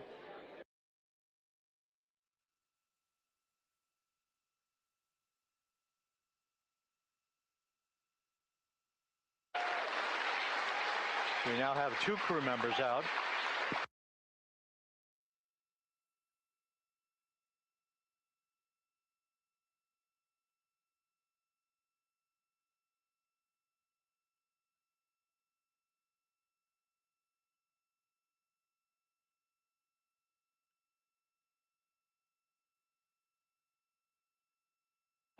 Two crew members out, 2 to go.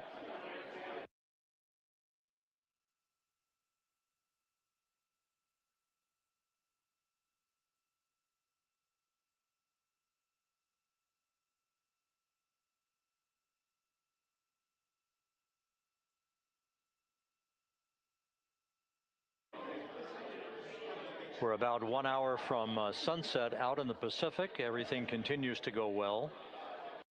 Integrity's systems function perfectly during its entry back to Earth.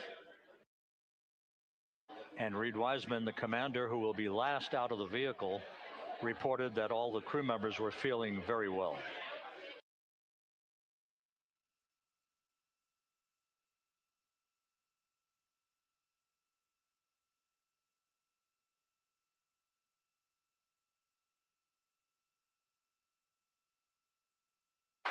Crew member number 3 now out.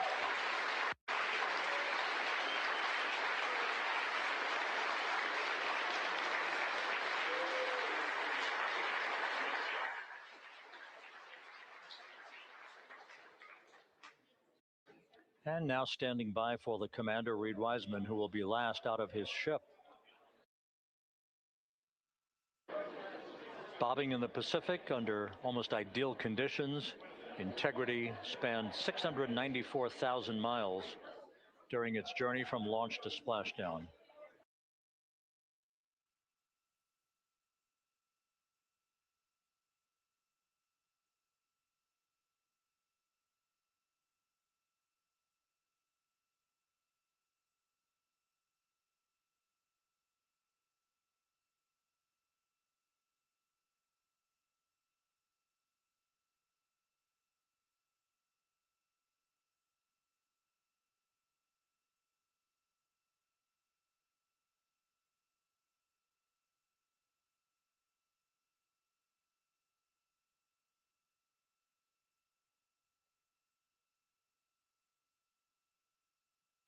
And we now have Reed Wiseman out of the vehicle, all 4 crew members now out of Integrity.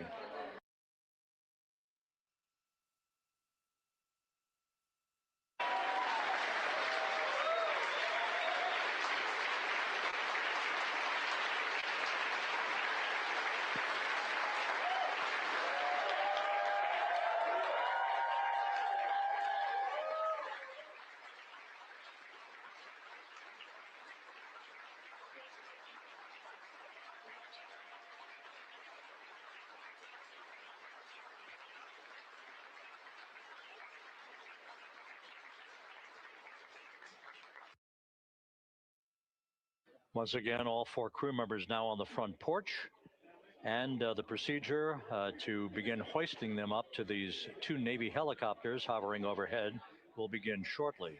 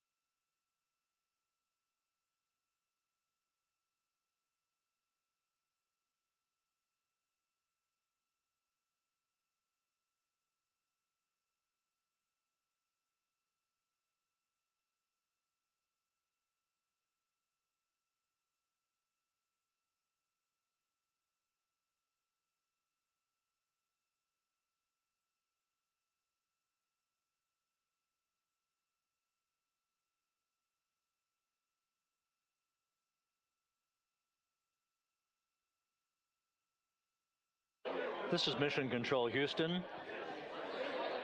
The mission is over, but the melody lingers on as jubilation continues here in the flight control room. We should be expecting NASA's Associate Administrator, Amit Kshatriya, to be joining us shortly for a short interview while the recovery operations continue out in the Pacific. So we'll stand by for that.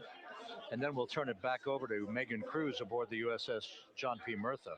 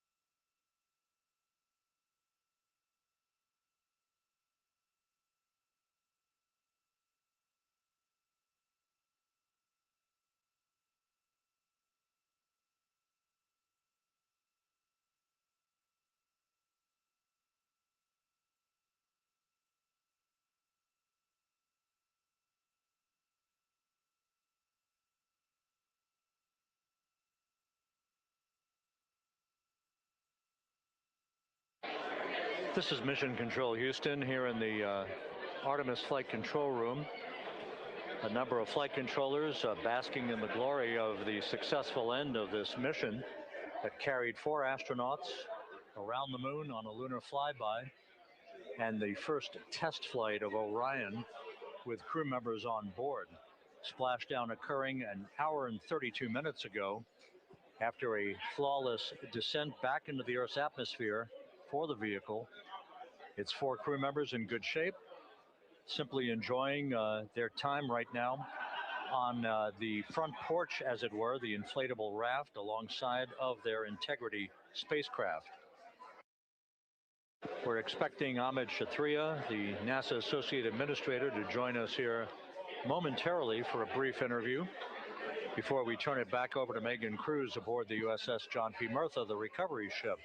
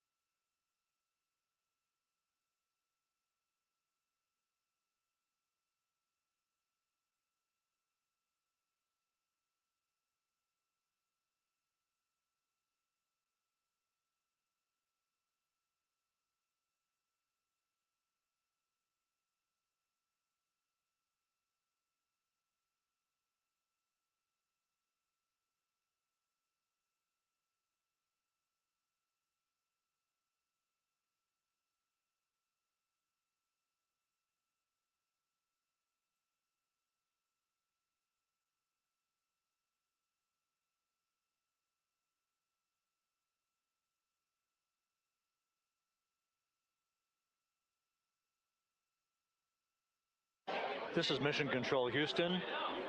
We're about an hour and 34 minutes since the textbook splashdown of integrity in the Pacific to bring home our astronauts. And with us now is Amit Kshatriya, the NASA Associate Administrator. Amit, a little bit of history made tonight, a little bit of history made over the past few weeks. Your thoughts as this team here basks in the glow of what they just accomplished. Yeah, Rob, we're here in the control center, and it's kind of overrun with jubilant folks in the Mission Control Houston, as well as engineering, and folks that just want to be here, part of it, as we watch our crew get extracted from the vehicle. And you know, my thought is always about these teams. The team that's in the water right now, pulling the crew out.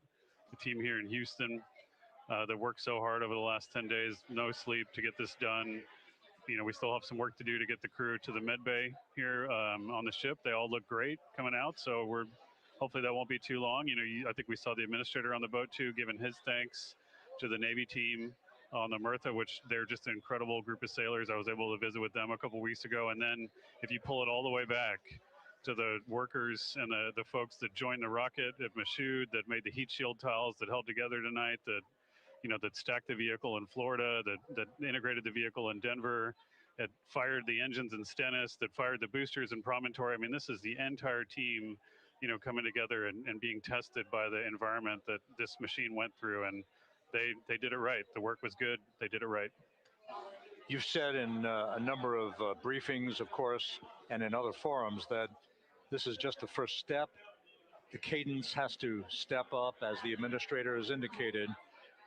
Now, it's a little early for the full report card on how integrity did, but did this mission ultimately, from your eyes view, exceed expectations? It absolutely did. I mean, I was waiting to talk about this until we're in the water, and I think we still have, again, work to do to bring it in and really kind of go through it bolt by bolt and see what we learned. But I mean, so far, given what we learned during the mission and given how we performed on ascent, on entry, I always think about energy in terms of the states that you worry about the most. And every time we put these machines through these incredibly energetic states, they came through.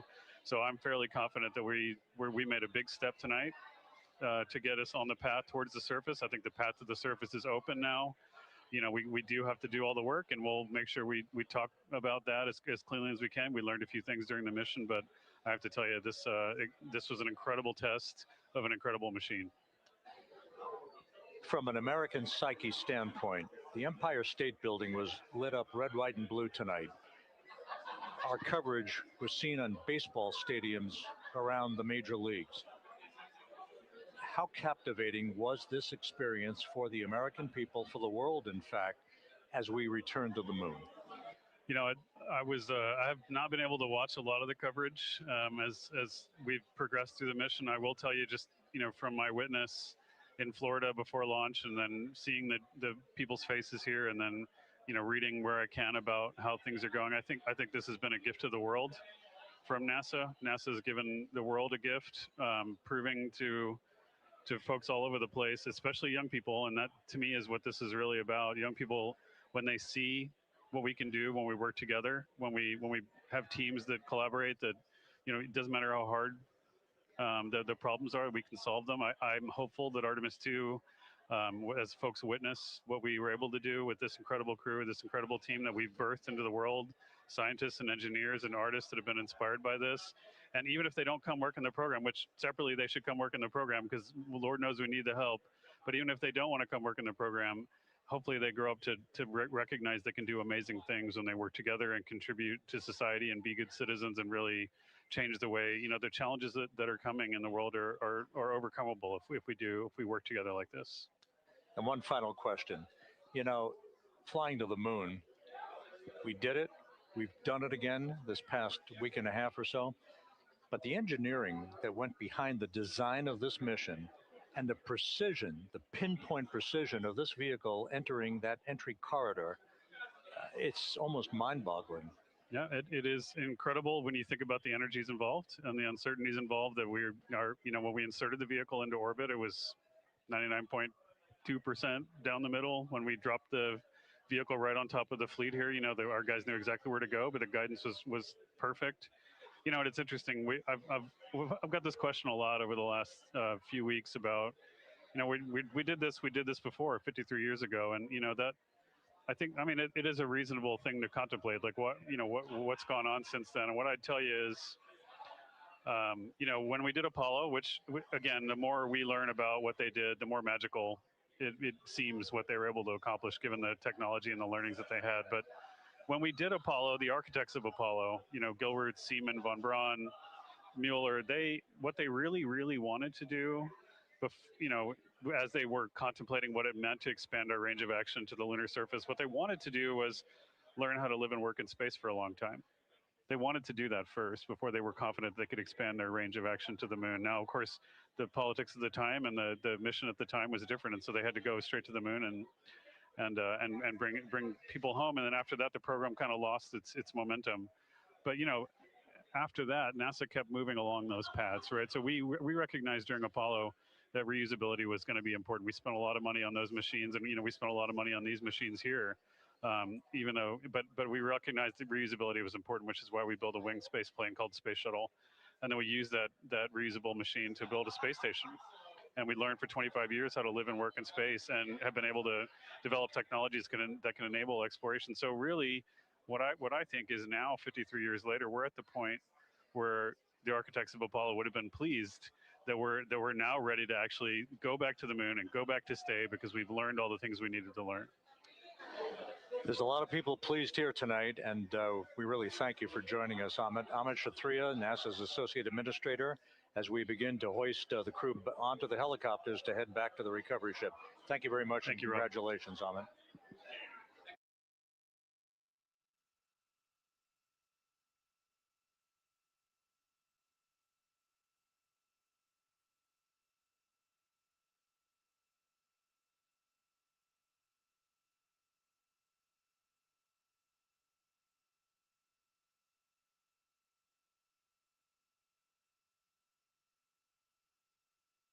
This is Mission Control Houston, with the crew members now beginning to be hoisted aboard the Navy helicopters.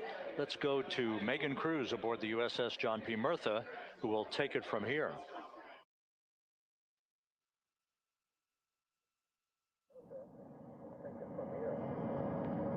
Hey, Rob. Yeah, back on the bow of the ship here, we are seeing the helicopters circling Orion.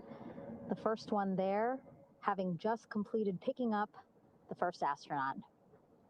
Helo 2 now, hovering just 40 feet above the front porch, lowering a recovery specialist out of the helicopter. That person will touch down in the front porch just there.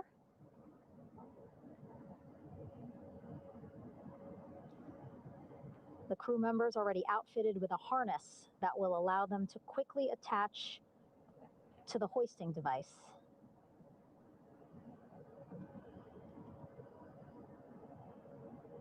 Look at the power of those blades throwing water out at the center there. The front porch with now 3 astronauts and the recovery specialists. Again, crews already outfitted with a harness vest. And here we go. Second astronaut now off the front porch, getting hoisted into the second helicopter.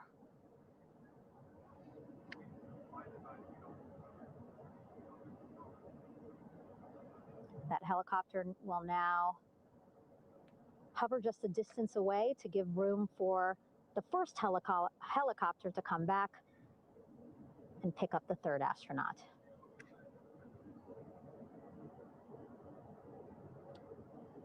As we wait for that helicopter to come back, make its way back around, just want to mention that the President of the United States called our NASA administrator today while he was on the ship, just minutes after we interviewed him live on our coverage, and congratulated him and NASA on this history-making moment tonight. Helicopter 1 again hovering 40 feet over the front porch. We will soon see another recovery specialist getting lowered onto the front porch. Wow, imagine sitting on that front porch, the wind, the water. But again, the recovery team determines that a helicopter flight back to the ship here would be safer, faster, and more comfortable for our crew who just completed a 10-day mission around the moon. Third astronaut in the air, getting hoisted quickly back into the first helicopter now.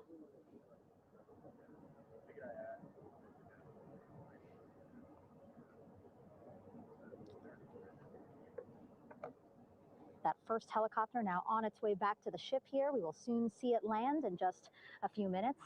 Again, all this action happening just 3,000 yards away from us, so a very quick flight back to the flight deck.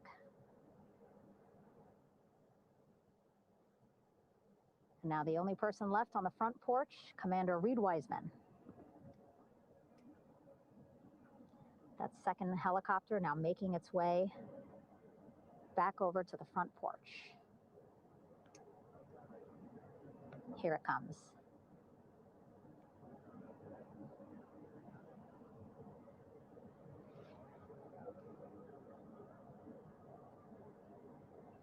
Making its final approach here.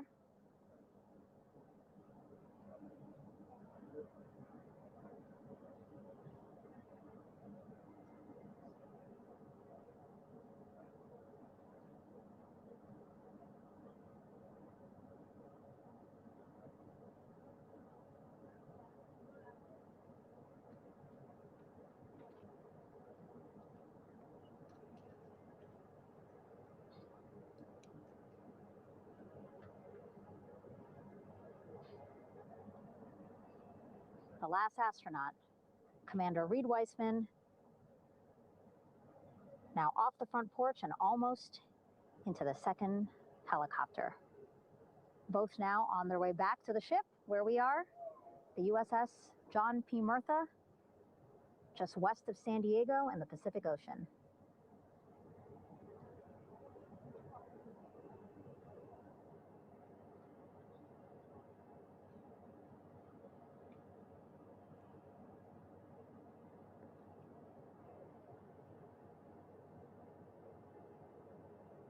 Exciting to see our 4 crew members minutes away from landing on the flight deck here on the recovery ship.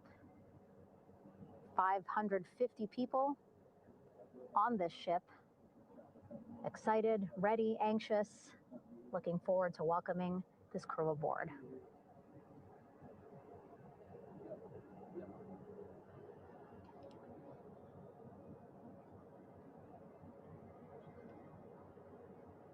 Watching them now with our own eyes. Close to the ship here. Hearing them begin to hover on the flight deck, which is just across from us, here on the bow.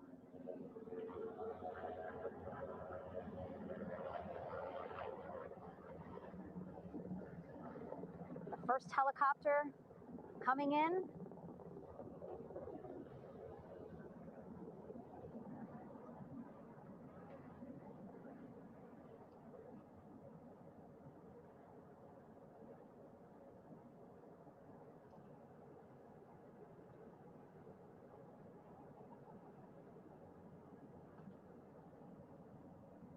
And wheels down. Wheels down of the first helicopter carrying 2 of our Artemis II crew. Pilot Victor Glover and mission specialist Christina Cook.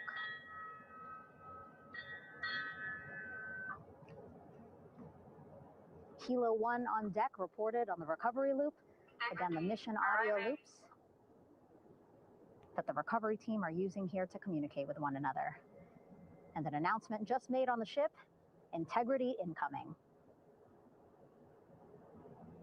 2 more helicopters on their way to the flight deck, one carrying the crew, the other, one of our imagery helicopters. Again, kudos to our imagery and aerial teams for giving us these beautiful views of history in the making. set amid a gorgeous, soon-to-be sunset here in the Pacific Ocean.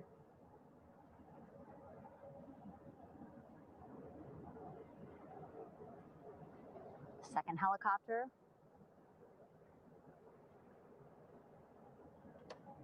making its approach of the flight deck.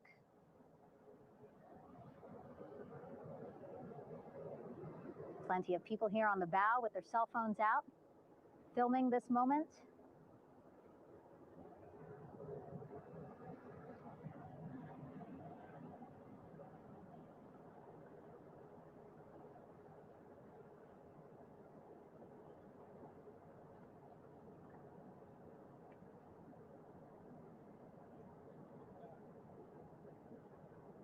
Some impressive flying here by the Navy, as we are seconds away from wheels down. And there you go. We now have all 4 Artemis II crew members on the USS John P. Murtha.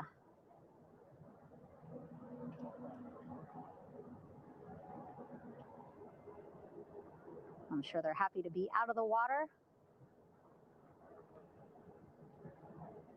and on this recovery ship with, again, 550 people on board,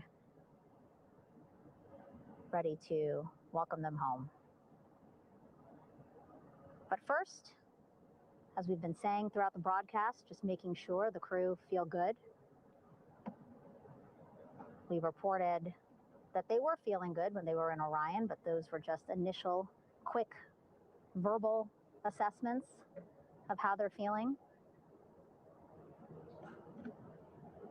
Their destination tonight, the medical bay here on the ship, right after we power down the helicopters here.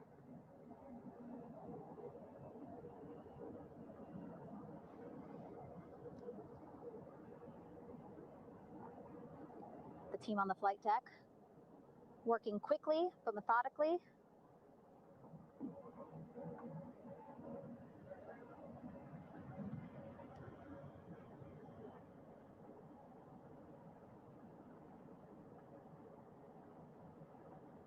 Waiting for just one more helicopter to touch down.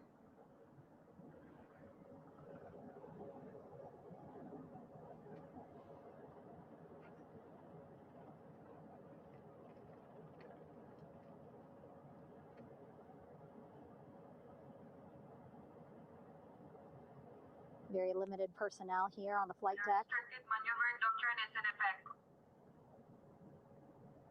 As that third helicopter touches down.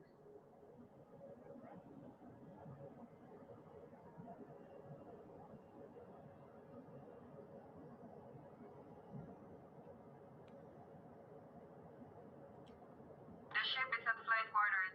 Stand clear of waiter decks, of frame 095, or no cover staff side, thrown articles over the side, hold all trash and garbage on station. Flight quarters. While just a few folks on the flight deck itself, there are plenty more on some upper decks. I see in some of our views a very packed crowd overhead. Announcements being made over the ship's loudspeaker system, reminding folks to stay clear of operational areas like the flight deck, so that teams can work quickly to get the crew off of the helicopters and into the medical bay.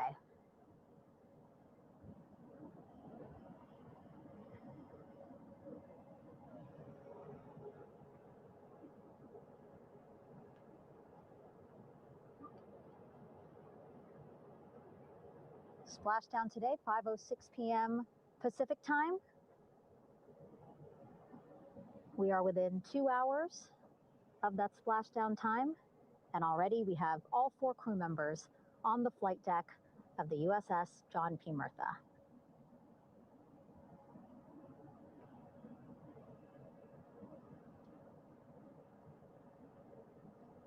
Again, crew waiting before getting out for the helicopters to completely shut down.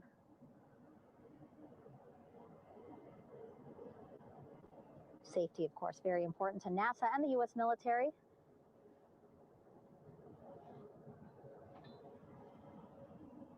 So we'll wait just a couple of minutes here before we start seeing crew members walk off the helicopters one by one.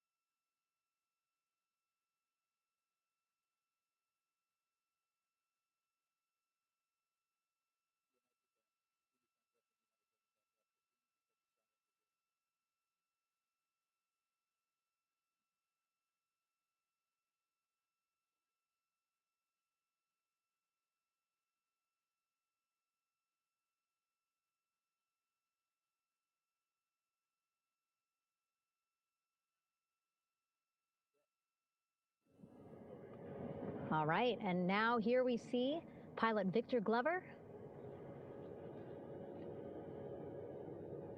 and mission specialist Christina Cook sitting on the edge of one of the helicopters, looking in great spirits. That familiar smile and laugh from Victor, I can see it from here. Christina, I'm sure, feeling the same way, just blocked a little bit by our camera here, but we'll see her here shortly.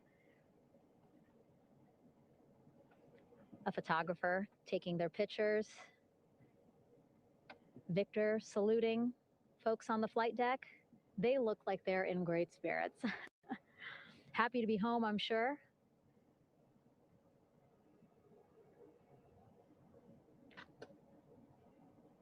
If you're sitting at home, I hope you too are wondering, what would you want to ask them if you got a chance to talk to them? Because that is what I'm thinking about.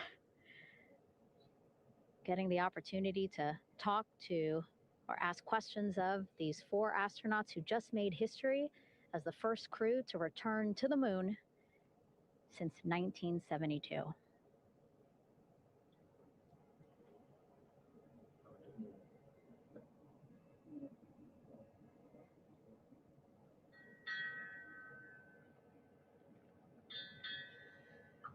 Oh, there we see Christina there, also smiling, finally peering out, waving at the cameras. Hello to you too, Christina, yes. Welcome back. Welcome, welcome home. A loudspeaker announcement on the ship saying, "Welcome home, Integrity."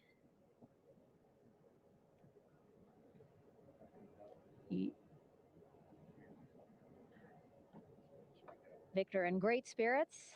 I can't see who he's talking to, but I kind of think that he might be talking to his other 2 crew members. Shouting from across the flight deck, congratulations to one another.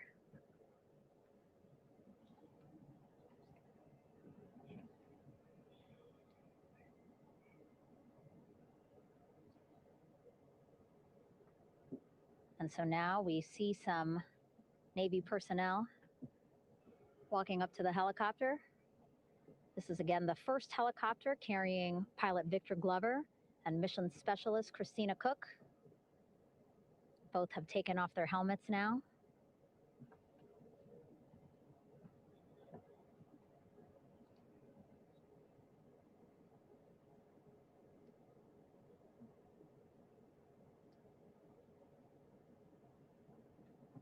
Some pictures, video to catalog this historic moment.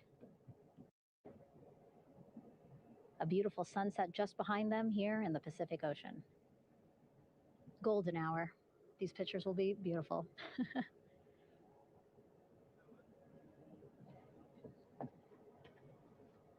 Now we see NASA Administrator Jared Isaacman, he is on the flight deck, as well as Flight Surgeon Rick Schuring walking over to Victor and Christina first. We saw the administrator walk over to the other helicopter, which is carrying Commander Reed Weissman and Mission Specialist Jeremy Hansen. We heard from Rick earlier in the broadcast. Again, he said he's going to be out there on the flight deck to do another initial assessment of the crew, ask them how they're feeling, anything bothering them.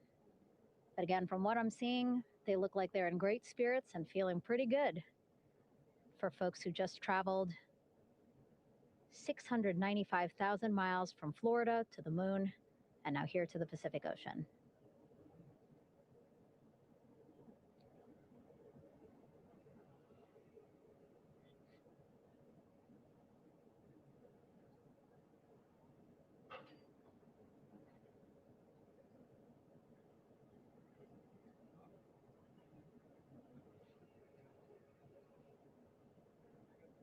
We're now seeing NASA Administrator Jared Isaacman walking across the flight deck. He had been talking to Reed and Jeremy, now approaching Victor and Christina. A hug from Victor, a hug from Christina. What a moment that we're getting to experience together.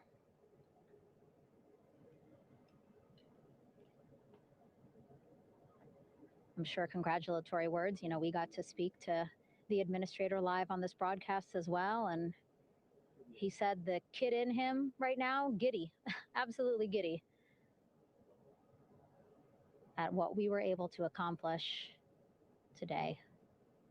Returning them home safely and in good spirits after a 10-day mission around the moon.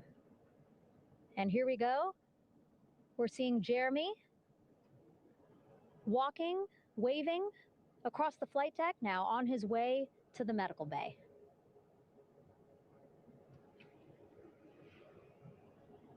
It's a short walk, less than a minute. Again, that's why the recovery team decided to use helicopters to get them on the flight deck for that short walk to medical bay. And now on the flight deck, we see the chief of the astronaut office, Scott Tingle. Rick Schuring switching places. He's going over to the other helicopter. Big hugs from Victor, Christina to Scott. Again, a gorgeous sunset setting the stage for this recovery tonight.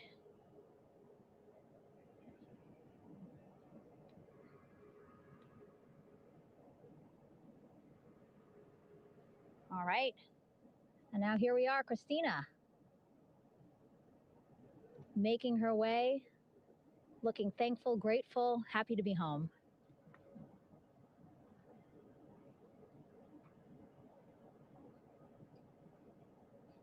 You can see she's looking up. Again, lots of people, just a few levels up off the flight deck, welcoming her home.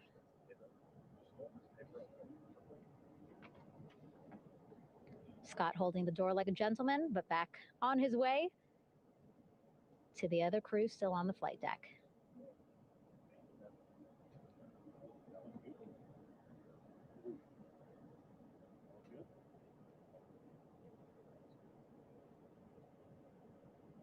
So still on the flight deck, Victor Glover and Reed Weissman. It looks like Victor will be the next one headed to medical bay. More hugs, more hugs. He's a hugger.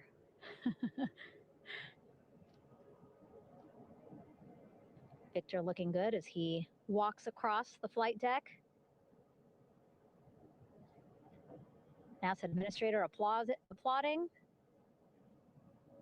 Victor applauding for all the folks on the ship with him who played a role in their safe return today.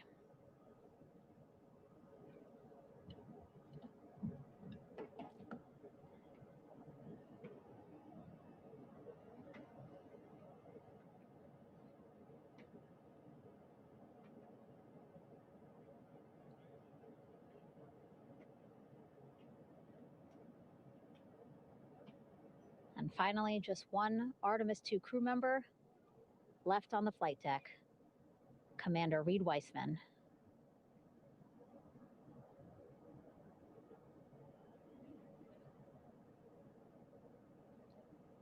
Applause from the group there on the flight deck, I'm sure, as well as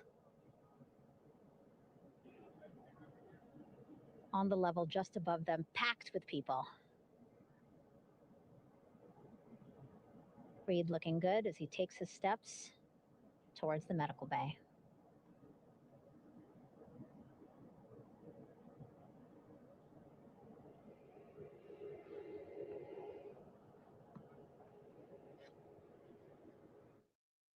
See our 4 Artemis 2 crew members back on the ship.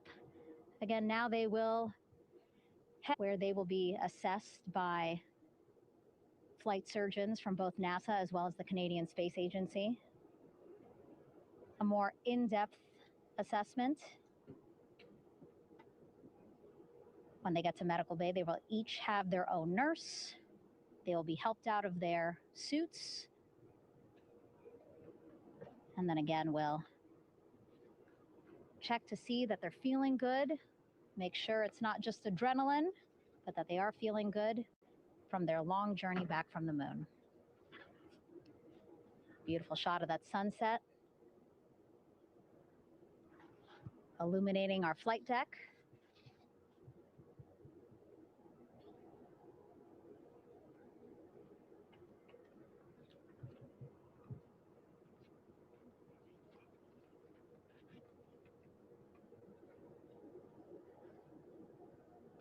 All right, and now with our astronauts safely on board, I want to welcome on Artemis Recovery Director Lily Villarreal.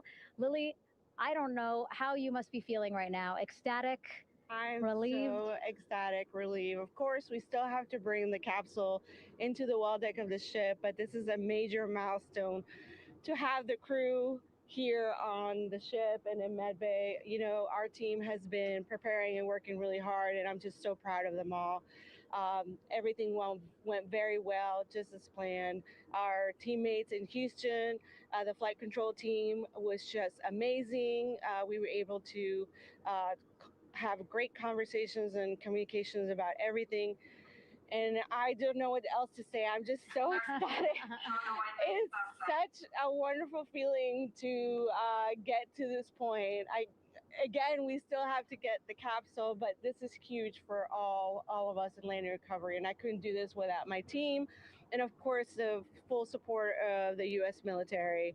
There's going to be lots of, high fives when we get the capsule back in. And I'm so happy that the crew's doing well. Orion's doing well. And, thank you for everybody watching. Yeah, it was great to watch the crew come back to the ship with you. How were you feeling when you were seeing them looking so happy to be home and feeling really good? The funny thing is that we had video of them from inside the Orion vehicle.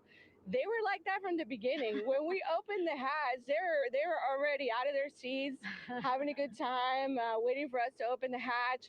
And they opened the hatch, and of course, we did the first medical assessment. Everybody was doing very well, and they were just having such a great time with the medical team that was inside the capsule. I think they were all taking selfies with, probably talking about what they saw, and it was just smiles all around. They were having such a great time. And then we put them on the front porch when we were ready to put them on the front porch. And again, you could see they were just so ecstatic to be home and talking to everybody. So we were very happy to see all of that in the control room of the LFOC. How remarkable is that? Again, if we think about their journey, the 695,000-mile journey around the moon and back, coming back at 30 times faster than the speed of sound. I mean, how remarkable is that they are in such good spirits? I mean, this is an amazing crew. I think you guys have seen it for the past 10 days. They're wonderful people, and we're so happy that they brought us along on that ride. And I can't wait to see all the additional videos and pictures that they have that, we'll get a hold of now that they're back on the ground. And I can't wait to hear how, a little more than what we saw on the press briefings from the crew about what they saw. It's just fantastic. Some of my favorite people 10 days was a science team and how excited they were. And so this is exactly how we feel in the landing recovery team when the science team went, oh my goodness, when they heard all the discussions about the moon. This is exactly how we feel now in the landing recovery team. We're so ecstatic. Yeah. Again, we have to recover the capsule. I want to make sure we don't forget about our Orion. Lily's all about business. She's thinking about what's next. But yeah, speaking of these 10 days, I mean, we have been along for the journey with them, live with them 24/7 for 10 days, and just really seeing the engagement that we've gotten from around the world. What do you hope people take away from this mission? I think that's fantastic. So, my story was that I went to the Kennedy Space Center. I was born in Colombia. I was 10 years old when we moved to the United States, but when I was 7, my family took me to the visitor center, and that's when I learned about Apollo. And we went to the moon, and I learned about astronauts, and that story was what really fueled me to want to do STEM and want to be an astronaut. And I think that this Artemis program is going to do exactly what what girls, my age back then is 7, young people right now, girls and even like young men, obviously. But we want to empower people to know that you can do this, right? If you want to come and work for NASA, if I did it, they can do it. And Artemis program is just going to inspire everybody. And I'm so happy about that. Yeah. Like Apollo inspired me. Thank you so much, Lily. Really appreciate you being here. As you said, still a lot of work to do, 5 to 6 more hours to recover Orion that's still out in the water. So I'll let you get back to it. But you had beautiful words to say again. We hope that this inspires people. We hope that you come and join us at NASA and accomplish great things with us in the future. Back to you, Rob. Thank you, Megan, and safe sailing out there in the Pacific. Here in Mission Control, it is now all quiet. The team of flight controllers and all their support personnel have left the room to enjoy the aftermath of a textbook touchdown by Integrity that splashed down in the Pacific right on target to complete this historic flyby of the moon, the Artemis II mission. With that, we'll wrap up our coverage for the night and point you to a post-splashdown news conference in 15 minutes at 9:35 p.m. Central Time, 10:35 p.m. Eastern Time, where managers will discuss the return of the Integrity spacecraft and the completion of the Artemis II mission. With that, we'll wrap up our coverage for this evening and historic mission in the history books. This is Mission Control Houston.